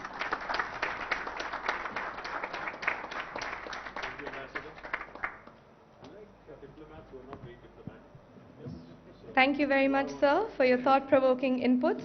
I would now like to request our Honorable Minister for IT and Industries and Urban Development and the topmost leadership of the state to speak about the government's support for German investments in our state.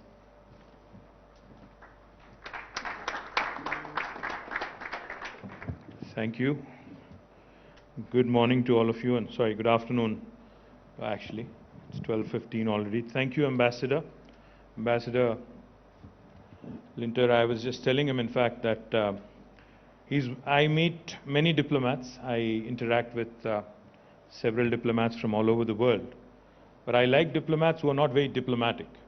So I see you as a man who speaks his mind. I see you as a man who keeps up his word. Thank you very much. You promised me a couple of months ago that you will bring in a delegation of German business groups.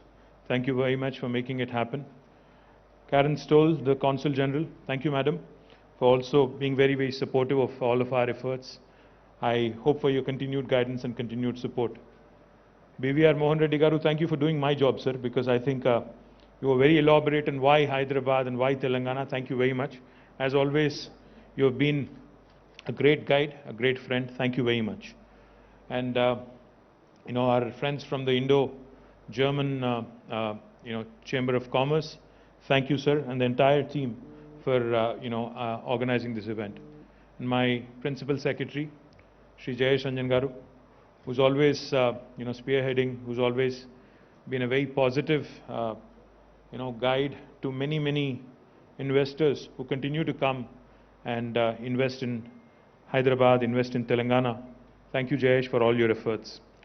Let me start off by saying a couple of things. I think my colleague, Jayesh Ranjanji, was absolutely right on the money when he said there is not one India, but there's 28 Indias, which is a fact.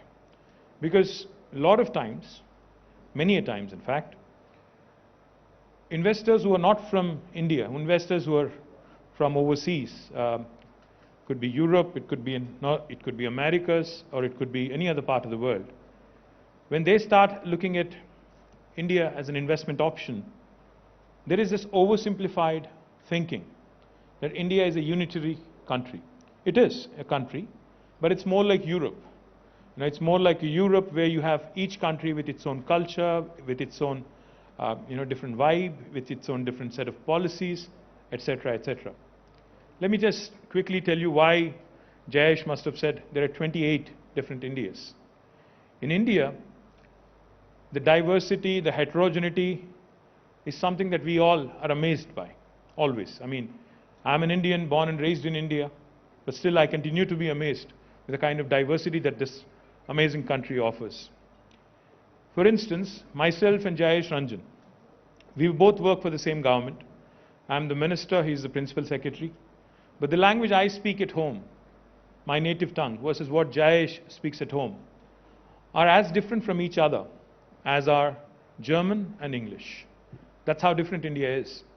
Everything changes in India with every 150 kilometers.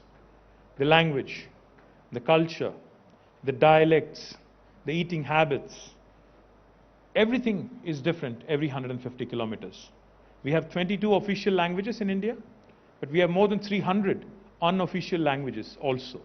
So that's how complex, that's how diverse, that's how heterogeneous our beautiful country is. Therefore, when you are looking to invest in India, when you are looking to do business in India, please do not have an oversimplified version of India as one unit. If you engage with Telangana, you will get one version of India. If you engage with another state in India, you'll get a completely different perspective of doing business in India. So therefore, my appeal to all the German investors who are looking to now redraw strategies after COVID, after the pandemic, who are looking to expand their base in India, who are looking to consolidate their position, their market share in India, my humble appeal to all of you is, you need to look beyond. You need to think beyond Delhi. You need to think beyond Mumbai. Because each state, I mean, the overall policy, the overall foreign policy, the overall trade policy, the trade agreements are decided by Government of India, but the action actually lies in the states. States is where the action really is. What do I mean? What I mean is, if you are an investor, and if you are looking to invest in India, what all do you look for? Of course, a broad policy framework which enables you to bring in foreign direct investment. That's number one, which is facilitated by Government of India. What else do you look for? When you invest, we understand very well that you're not looking for the short term. You're coming into a new country, you're coming into a new territory, you're thinking long term. You're thinking of 20 years, 25 years, in some cases, maybe longer. So therefore, you need a partner. You need a partner who can actually guide you, a partner who can help you in building up, in growing together. What else would an investor need when he or she is making a business decision? You would need a few things, in my humble opinion.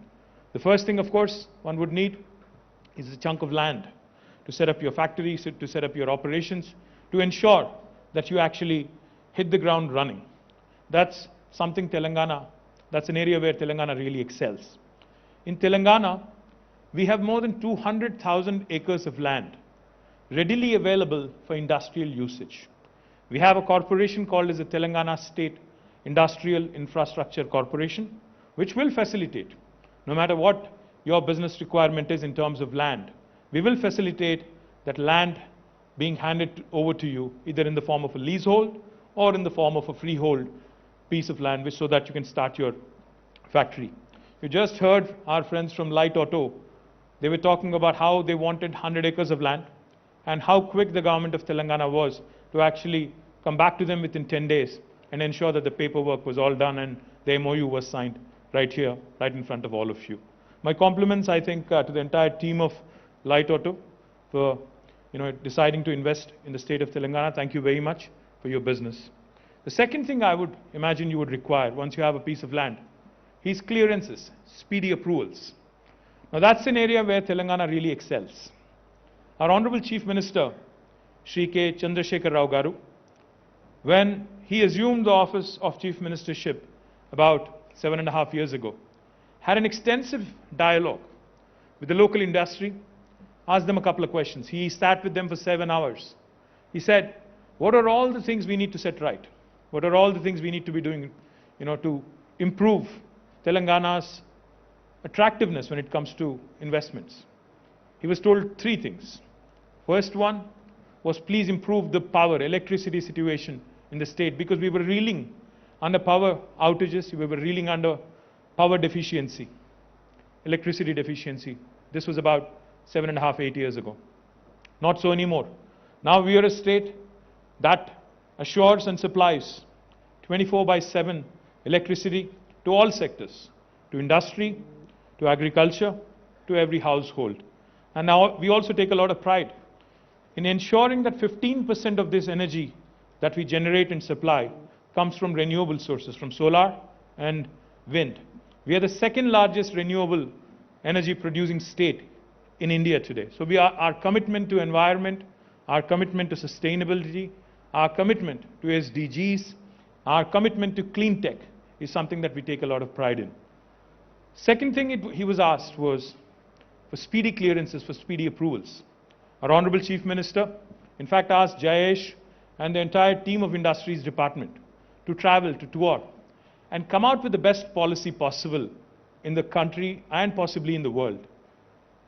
When they came back, he was not satisfied. He sent them again to visit Singapore, to visit other countries in Europe, Americas, to look at the best possible policies, industrial policies in the world. And then, in November 2014, we have approved in the state legislature the Telangana State Industrial Project Approval Self-Certification System, abbreviated as the TS-IPASS. Now, TS-IPASS is very, very unique. No other state in India has a similar policy. It's a truly, truly single window policy. Now, the joke in India is every state promises a single window, but there are always multiple windows behind that one single window. But in the case of Telangana, backed by statute, backed by legislation, we do promise and deliver a truly single window system. What we promise is if you have a piece of land approved by legislation, you can start construction of your factory on day one without any clearance, without any approval from the local government, be it the state government or the local municipality or even the local gram panchayati. You can start construction of your factory on day one. You can simultaneously apply on the TSI Pass portal to the government only for regulatory purposes, because we need to know who is doing business in our state and what kind of activity they are engaged in.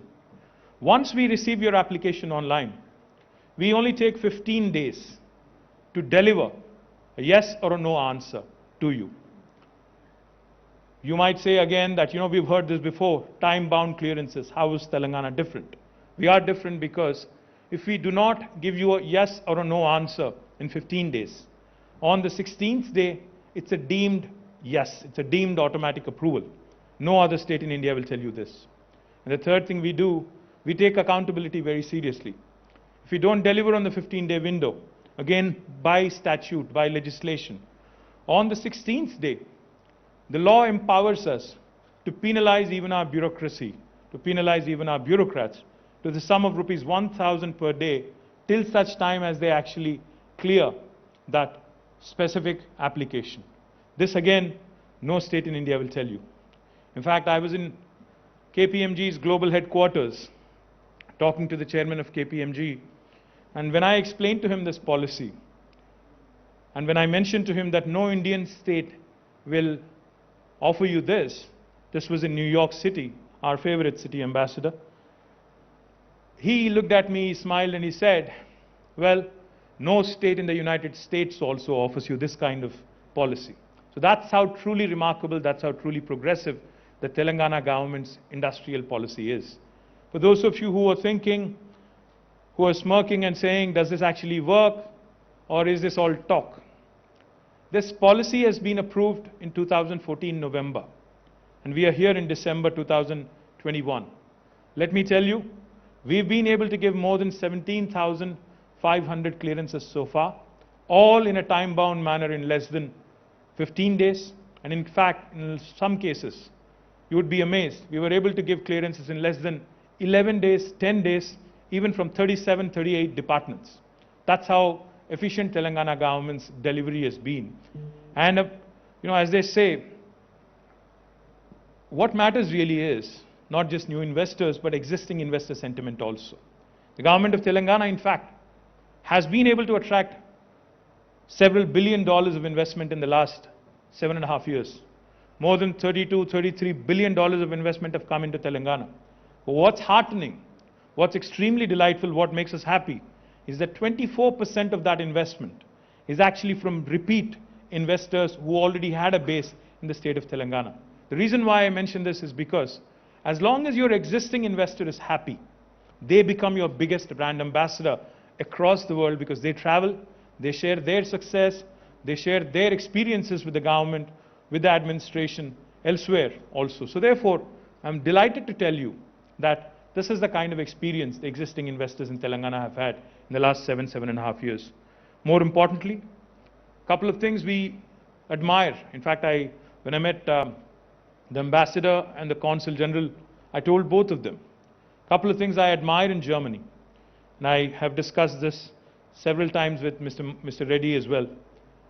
The one thing I really admire in Germany is the dual degree program that you have, where you have your students, in fact, become apprentices or interns in the industry while they are actually in a grad school.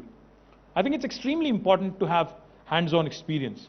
That is something I would love to emulate in Telangana. In fact, that is something we need to emulate in India if we really have to compete with the large manufacturing countries like China and United States. The second thing I really like about Germany when it comes to industry is how well and how vibrant your SME ecosystem has been. The small and medium entrepreneurs in Germany make up for the bulk of GDP that comes from the industry sector. Subject to correction, I've learned that nearly 80+% of the GDP contribution from the industry sector actually comes from the medium and the small entrepreneurs in Germany, which is a remarkable number, if you ask me, because that goes to show you how well the German ecosystem is in terms of encouraging the small and the medium entrepreneurs. And now that is something, again, I think India has a lot to learn from. That is something, again, we in Telangana certainly can take a few leaves of a view book. The more important thing that I've also learned from my experiences in meeting the German entrepreneurs, your products are of world repute. You know, all the automobiles that run on the Indian roads and elsewhere in the world are of international class, and of course, your engineering, your precision engineering, to be particular, is extremely popular. Now, Indian manufacturing sector, especially when the world is looking to move away from China, you know, either China plus one strategy or a complete exit out of China and starting to look at other avenues. I think India, in fact, if we really want to take that pole position as a competitor to China, we definitely need to take a few lessons on attracting more manufacturing business to our state and other states also. And that's again where German entrepreneurs can work with us. German entrepreneurs can engage with us and help us grow this ecosystem, because we have a lot of, Mr. Mohan Reddy talked about engineering colleges. He talked about gender diversity. He talked about skilling. What I would also like to add is we have a lot of ITIs, not just IITs, but also ITIs.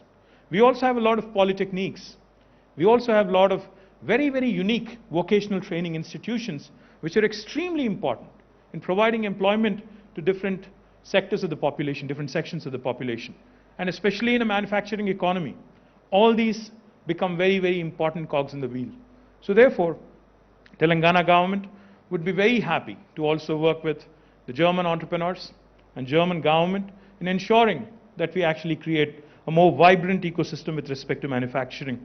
The other thing I would also like to point out, Hyderabad and Telangana, if you look at us in the Indian map, we're bang in the middle. We're very well connected to the rest of the world. We're very well connected, of course, to the rest of the country, but we're also very, very well connected to the rest of the world. Ambassador, you mentioned Lufthansa, but I'm told by some people in Delhi that Air India would actually start services to Frankfurt and other locations, Germany, very, very soon from Hyderabad.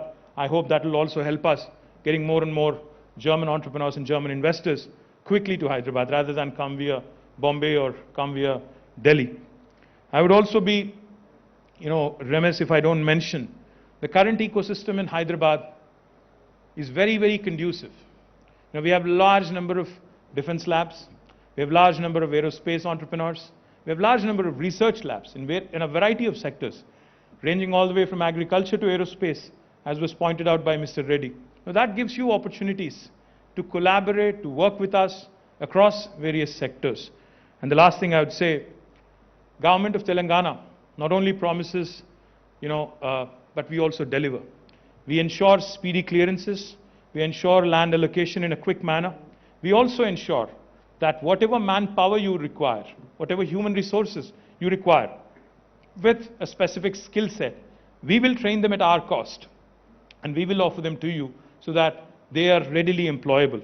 Of course, on the locational advantages and the quality of living, Mercer is an institution that rates cities on a livability index. In the last 5 years, Hyderabad has been rated as a city with the best quality of living on the livability index in India among all Indian cities. And also, the last thing I would say before I quit, if a German entrepreneur is willing to invest in Telangana, but is reluctant because he has a better offer in terms of fiscal incentives from another state in India, if you're willing to share that with me and Jayesh, I'll only promise you one thing: we'll either meet or beat that offer so that you make Telangana your home in the days to come. Once again, welcome you all to Hyderabad. I hope you have a fantastic stay, and thank you very much for this lovely opportunity. Cheers.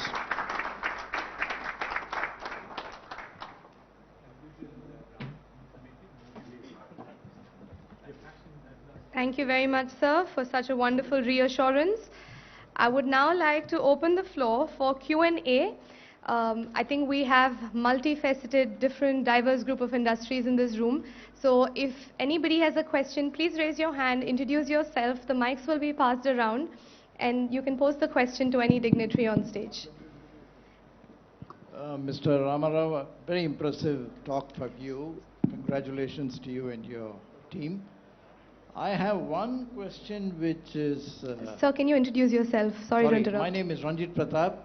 I am the... If you connect me to the chamber, I am the president of the Southern Region Council. And I'm an entrepreneur on my own. I have many German joint ventures. And I come from the state of Chennai, Tamil Nadu in Chennai. Many industries we have started. And one thing is that in many states, they give us clearances very fast, as you rightly said. But then we encounter the hurdles, like you said, after the single window. And one of the main hurdles we encounter is the pollution control. How effective is this in your state? Because I know pollution is not entirely a state subject. It is also the environment, and pollution is also the central subject. And you have to overlap and work together with the central government. And there are some clearances which the central government has to give the nod. We always get into these kind of problems. Can you give us an answer on that? Thank you, Mr. Ranjit. It's a great question because, like you said, I think there are areas where center and state also need to work together, absolutely. But let me tell you, sir, we have a very clear strategy when it comes to the various categories of industries, especially those that have effluents and those that those that can cause pollution. So there is the green category, there is the orange category, and there is a red category.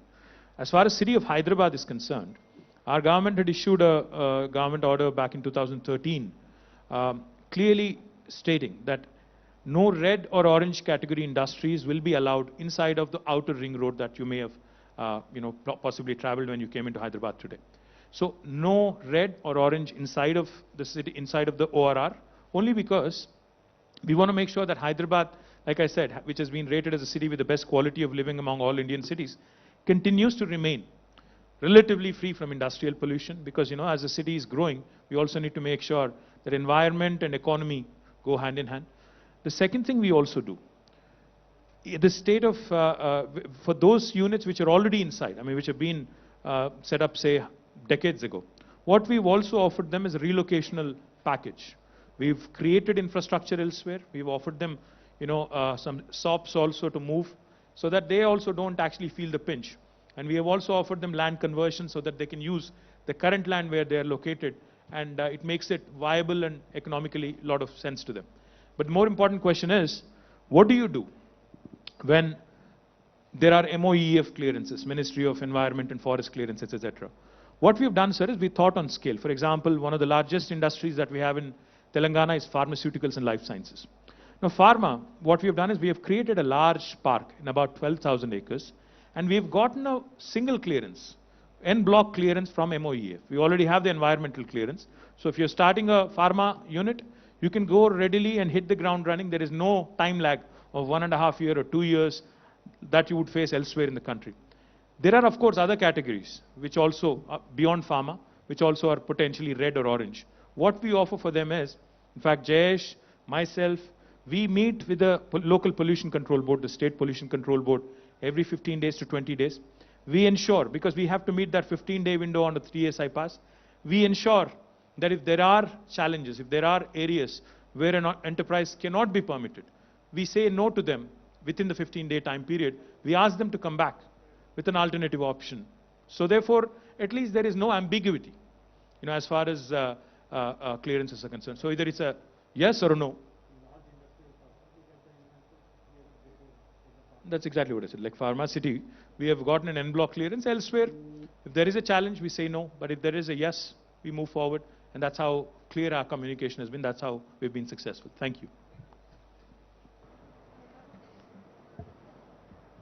Good afternoon, everyone. My name is Kripi. I'm a filmmaker and I run a film production company called Rachna Shala Productions. I wanted to know from the Honorable Minister that how state of Telangana would help new entrepreneurs and small-sized, companies. Thank you. Well, film production is a very, very important business in Hyderabad and Telangana. Kriti, you said, right? Kripi. Please sit. Kripi, thank you. We have a very vibrant, Telugu film industry right here. In fact, not just the film industry, but we also have a large, creative industry when it comes to OTT platforms or even the television channels, the multitude of them that are prevalent in our two Telugu states. And more importantly, we are also attracting, even Bollywood and others to come to Telangana and shoot here. So therefore, the incentives that are offered, I can share that with you. But if you are a newly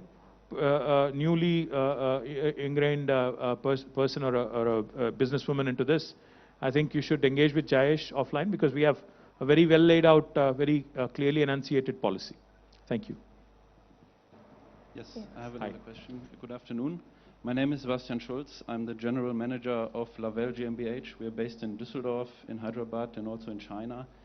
And we are a trade facilitator, a business consultant, and market entry consultant for companies around the world, with a focus now on India, of course, recently. As you rightfully said, Minister Ramarao, many companies look from China to look for an alternative out of China. It has become difficult during the COVID days, especially to operate in China. And we have many companies on the line that are keen to look towards India and towards Telangana as well. I wanted to know, because in China, many companies settle in big industrial parks. They have very much catered to all their needs, including residential property, everything in one spot. Is there a similar approach or a similar strategy in Telangana that you could see for those companies that look towards industrial parks and setting up R&D centers around and so on? Thank you. I'm sorry, I didn't get your name though. Sebastian Schulz. Okay, I'm not going to be able to pronounce Schulz, it. S-T-H. Sebastian. Yes. Okay, Sebastian is easy. Thank you, Sebastian. Sebastian, quickly, in fact, we as a state, our Honorable Chief Minister, is a firm believer that India needs to compete on scale. If we have to achieve, unless we achieve economies of scale, we are never going to be able to compete with China. Because, a lot of goods that get manufactured in China and are imported into India are still cheaper in comparison to them being manufactured locally. So that's the challenge that we run into. So therefore, when we started as our journey about 7.5 years ago, our Honorable Chief Minister gave us a very clear mandate. He said, please think on scale. So therefore, in Telangana today, you have not India's, but the world's single largest pharma cluster in the form of Hyderabad Pharma City. It would be the world's largest. We also have India's largest textile park. What we do in these large industrial parks is, exactly like you said, we have a live, work, learn, play mode. So that all the employees that would be working there, because there are concerns about pollution, there are concerns about what kind of activities would be allowed inside of these parks. But if the employees who are working, or if the entrepreneurs who are actually working there are also co-located inside the park, then even the fears of those adjoining would also be allayed. So therefore, in our pharma city, even in our textile park, even other electronics parks, we accommodate dormitories, we accommodate housing. We also, in fact, are keen. I've told Ambassador Linder in the past, I would reiterate it again, because a lot of German companies are small and medium. If government of Germany is willing, and if government of Germany is willing to facilitate a conversation, either via Indo-German chamber or otherwise, we would be even happy to actually propose and set up a German cluster so that we can create plug-and-play infrastructure. We can create all sort of facilities that you would require when you come into India. And we could even create a facilitation council for you to market your products. And we could even validate partners for you, local partners, joint venture partners who potentially can work with you. Because we are interested in ensuring that our small and medium guys also grow big. They also partner with you. They also learn from you. There could be a technology partnership. There could be technology licensing, etc., etc. So, as a government, We are extremely positive and gung-ho about the growth of enterprise in Telangana, in India, and we would be more than happy to work with your embassy here in ensuring that we actually create something truly unique. But we already do what you just asked us. Live, work, learn and play. Thank you. Good afternoon, sir. Hi. My name is Komet Reddy Saivardhan Reddy. I'm from Hyderabad, born and brought up. So I'm the youngest entrepreneur, startup entrepreneur. So I'm dealing with German entrepreneurs as well currently. So my request from you is to how we are going to motivate Hyderabadis and how especially Telangana guys to cope up with German companies, and how are we going to give them confidence that we are going to provide lot of future scope with them and things like that. So can you help can you motivate guys like my age guys that we are going to really cope up very widely, and there is a lot of scope in the Indo-German relationship. So can you please tell us something about it?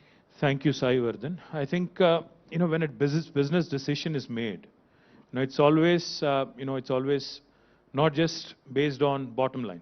There are several other factors that go into it.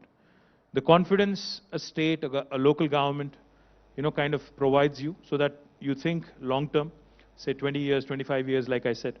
So this is just the beginning. Like Ambassador said, he's visited many states. But I think Telangana is one of the few states in India, because if you look at our numbers, and those numbers speak for themselves, the last 7.5 years, what Telangana has been able to do is something truly amazing. Let me just quickly give you a few numbers why any overseas investor, German, French, English, should look at India and should look at Telangana more particularly. By population, if you look at us as a state, we are 2.5% of India. But in terms of our contribution to India's GDP, it's 5%. So 2.5% population literally is punching much above its weight and contributing 5% to India's GDP. If you look at per capita, when the state of Telangana was formed, our per capita was 1,13,000 rupees. Today, Telangana's per capita has risen to 2,37,000 rupees, more than doubled in 7 years, while India's national average is only 1,28,000. So we are much above India's national average. More importantly, we are 11th largest state in terms of geography and 12th largest in terms of population. But we are the 4th largest contributor to Indian economy. This is not me saying it. This is Government of India's Reserve Bank of India. In fact, in their recent handbook that they've released, they have clearly set it out. And the 3 states above us are geographically much bigger. Tamil Nadu, West Bengal, and Maharashtra. And the 4th one is us.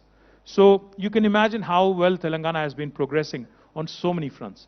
Now the one thing I can assure you of, and all the entrepreneurs who have a base in Germany or who are from Germany, is that the state will not just be a platform for you to invest. We will be your partner. For example, if you have an issue with Government of India, if there is a tax related issue or a policy issue, we will also be your partner, we will also be your advocate. We will take up your cause, we will go to Government of India. We have done this in the past. Medical devices industry was having a problem. We reached out to Government of India. Electronics industry had several issues that they wanted us to resolve. We reached out to Government of India so that we ensure India's attractiveness in terms of attracting business is sustained, and more importantly, Telangana continues to grow and continues to contribute to India's growth story.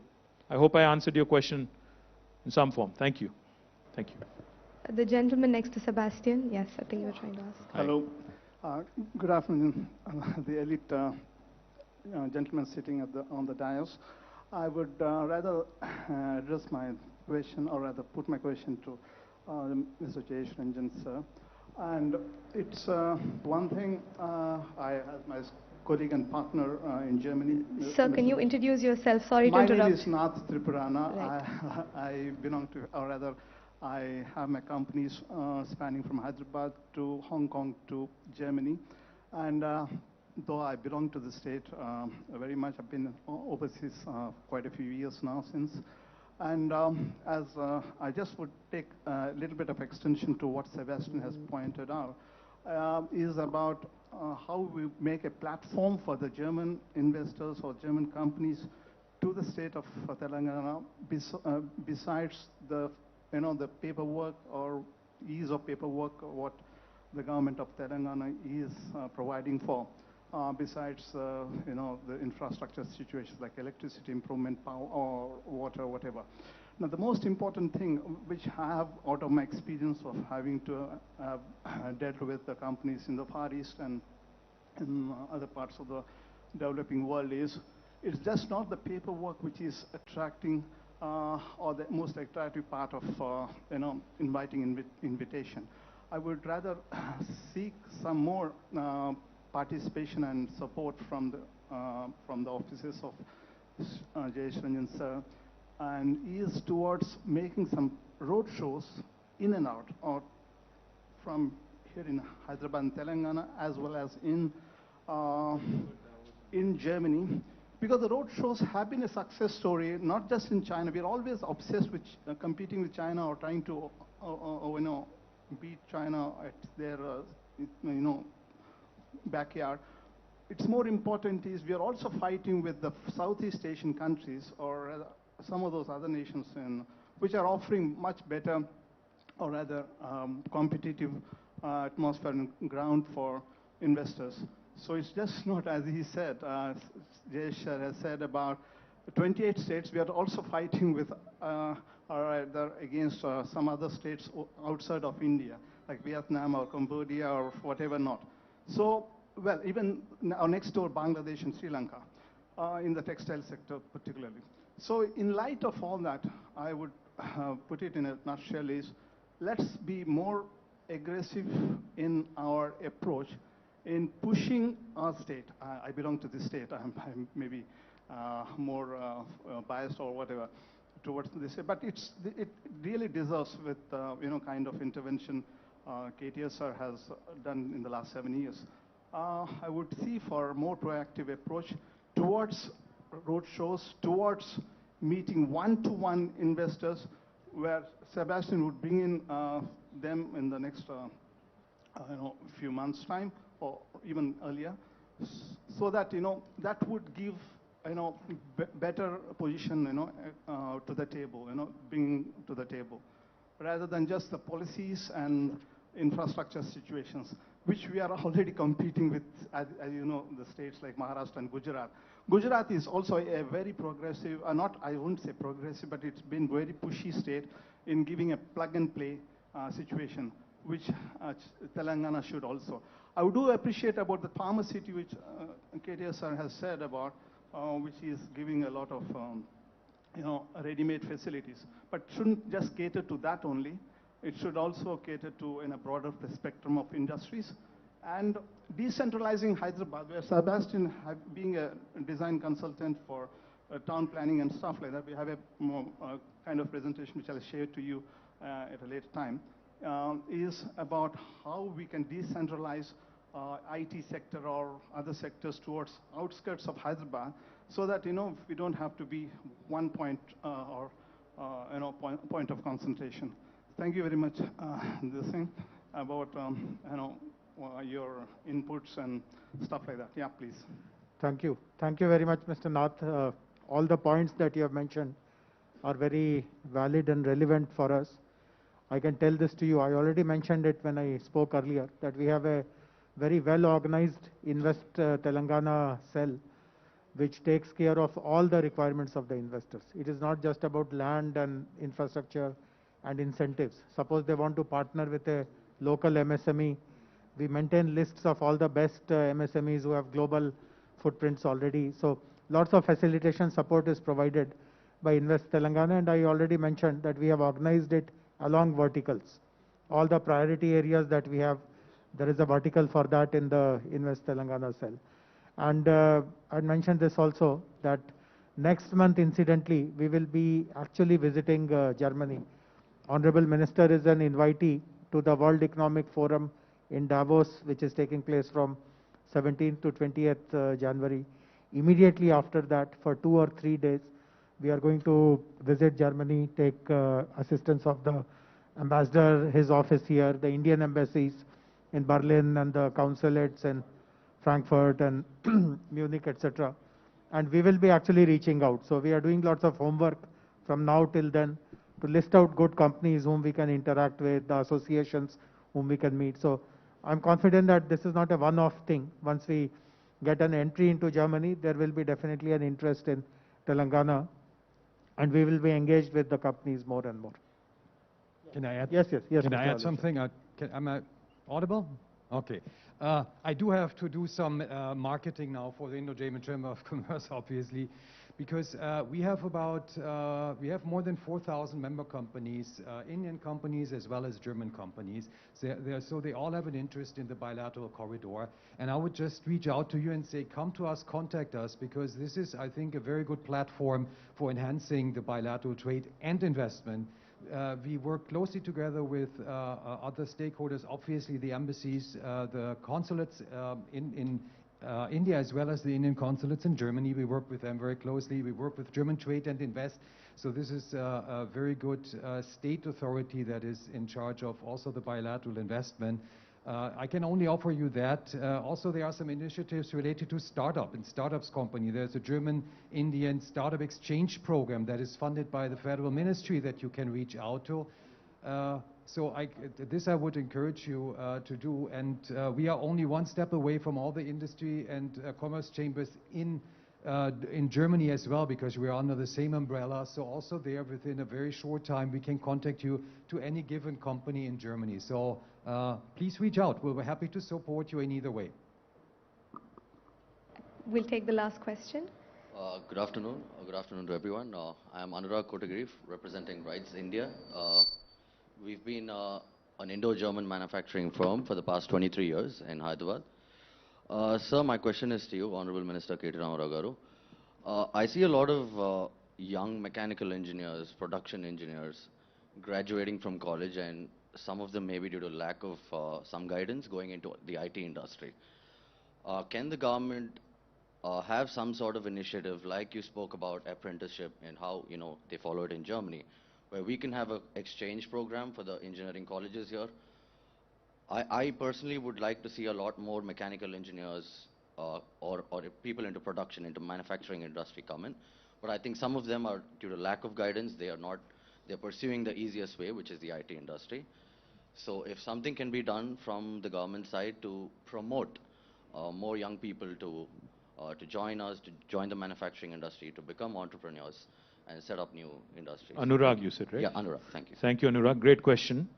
In fact, it has been a trend, if you think about it, since you're a Hyderabadi and since you're from this part of the country, you know it for a fact that, starting late 90s, the entire Y2K and what happened with IT, coming in a big way, it has become an extremely important and a very attractive sector for our youngsters. What has happened as a result is anybody who actually graduated out of any college, irrespective of what trade or what branch they graduated out of, they eventually moved to IT. So you could have been a mechanical engineer, you could have been a civil engineer, you could have been an engineer who's specialized in electrical communications, etc. Eventually, all of them ended up, in the last couple of decades at least, many of them, I wouldn't say all of them, but majority of them have ended up in IT sector. I think that can be attributed primarily to two things. One, of course, the attractiveness of the sector in terms of the opportunities it offers, the lateral movement it offers, the ability for you to travel across the world. I think that's one. And secondly, I think also the lack of opportunities in their own respective fields, which are not as attractive, say, compared to IT. So if you think about it for a minute, a lot of mechanical and automobile engineers in the state of Telangana who are graduating every year, there are opportunities for them. So, we have Mahindra's manufacturing more than 150,000 tractors every year. We have several other auto component manufacturers, such as yourselves also, who are based very much here in the state of Telangana. Now we have I think it's a blossoming electric vehicle industry, which is also going to shape up rather well. We are already, we have commitments from about 4 different electric vehicle manufacturers to set up their factories here. And we also have several others in the offing. So all of these, of course, will require strong pool of human resources. Now, one thing I'm a firm believer in is, of course, IT, like Mr. Mohan Reddy said, has become all pervasive. There is no field in the world now which does not have, IT's sort of, interference. Not interference, but in fact involvement, let me put it that way. Even vehicles, automobiles which used to be traditionally completely, non-IT, so to speak. Today, a car, electric vehicle is nothing but a computer on 4 wheels, essentially. So therefore, while we completely cannot obviate the influence of IT, I think creating a larger palette, creating a larger number of opportunities, for other sectors also to come in would be of great help. We take your point about bringing in an apprenticeship model so that, the youth are also, the students are also exposed to industrial manufacturing, etc., so that, they possibly can, take interest and start joining in. But I think it's going to be a challenge, honestly. It's going to be a challenge because IT is so attractive and IT is so welcoming, so that it will continue to remain a challenge, not just for our government, but I think every government in the world. Thank you. All right. Thank you very much. I think with this we have come to the conclusion of the summit. My most sincere thanks on behalf of Government of Telangana and the Industries Ministry. I would like to pass on some information. We do have lunch outside, and at 2:15 p.m. all the buses will be at the lobby in order to go to the scheduled sites. And also we will be returning in the same buses at, let's say, 5:15 or so in the afternoon or evening. And just make sure that you finish your lunch and gather in the lobby in order to get to your scheduled site visits. Thank you very much once again, and please also note that we're all available outside. If any of you want to have any one-on-one interactions with our Principal Secretary or any other team member, then please feel free to come speak to us, exchange cards, and we're really open to having any conversation. So we're all around, and we'll see you outside. Thank you.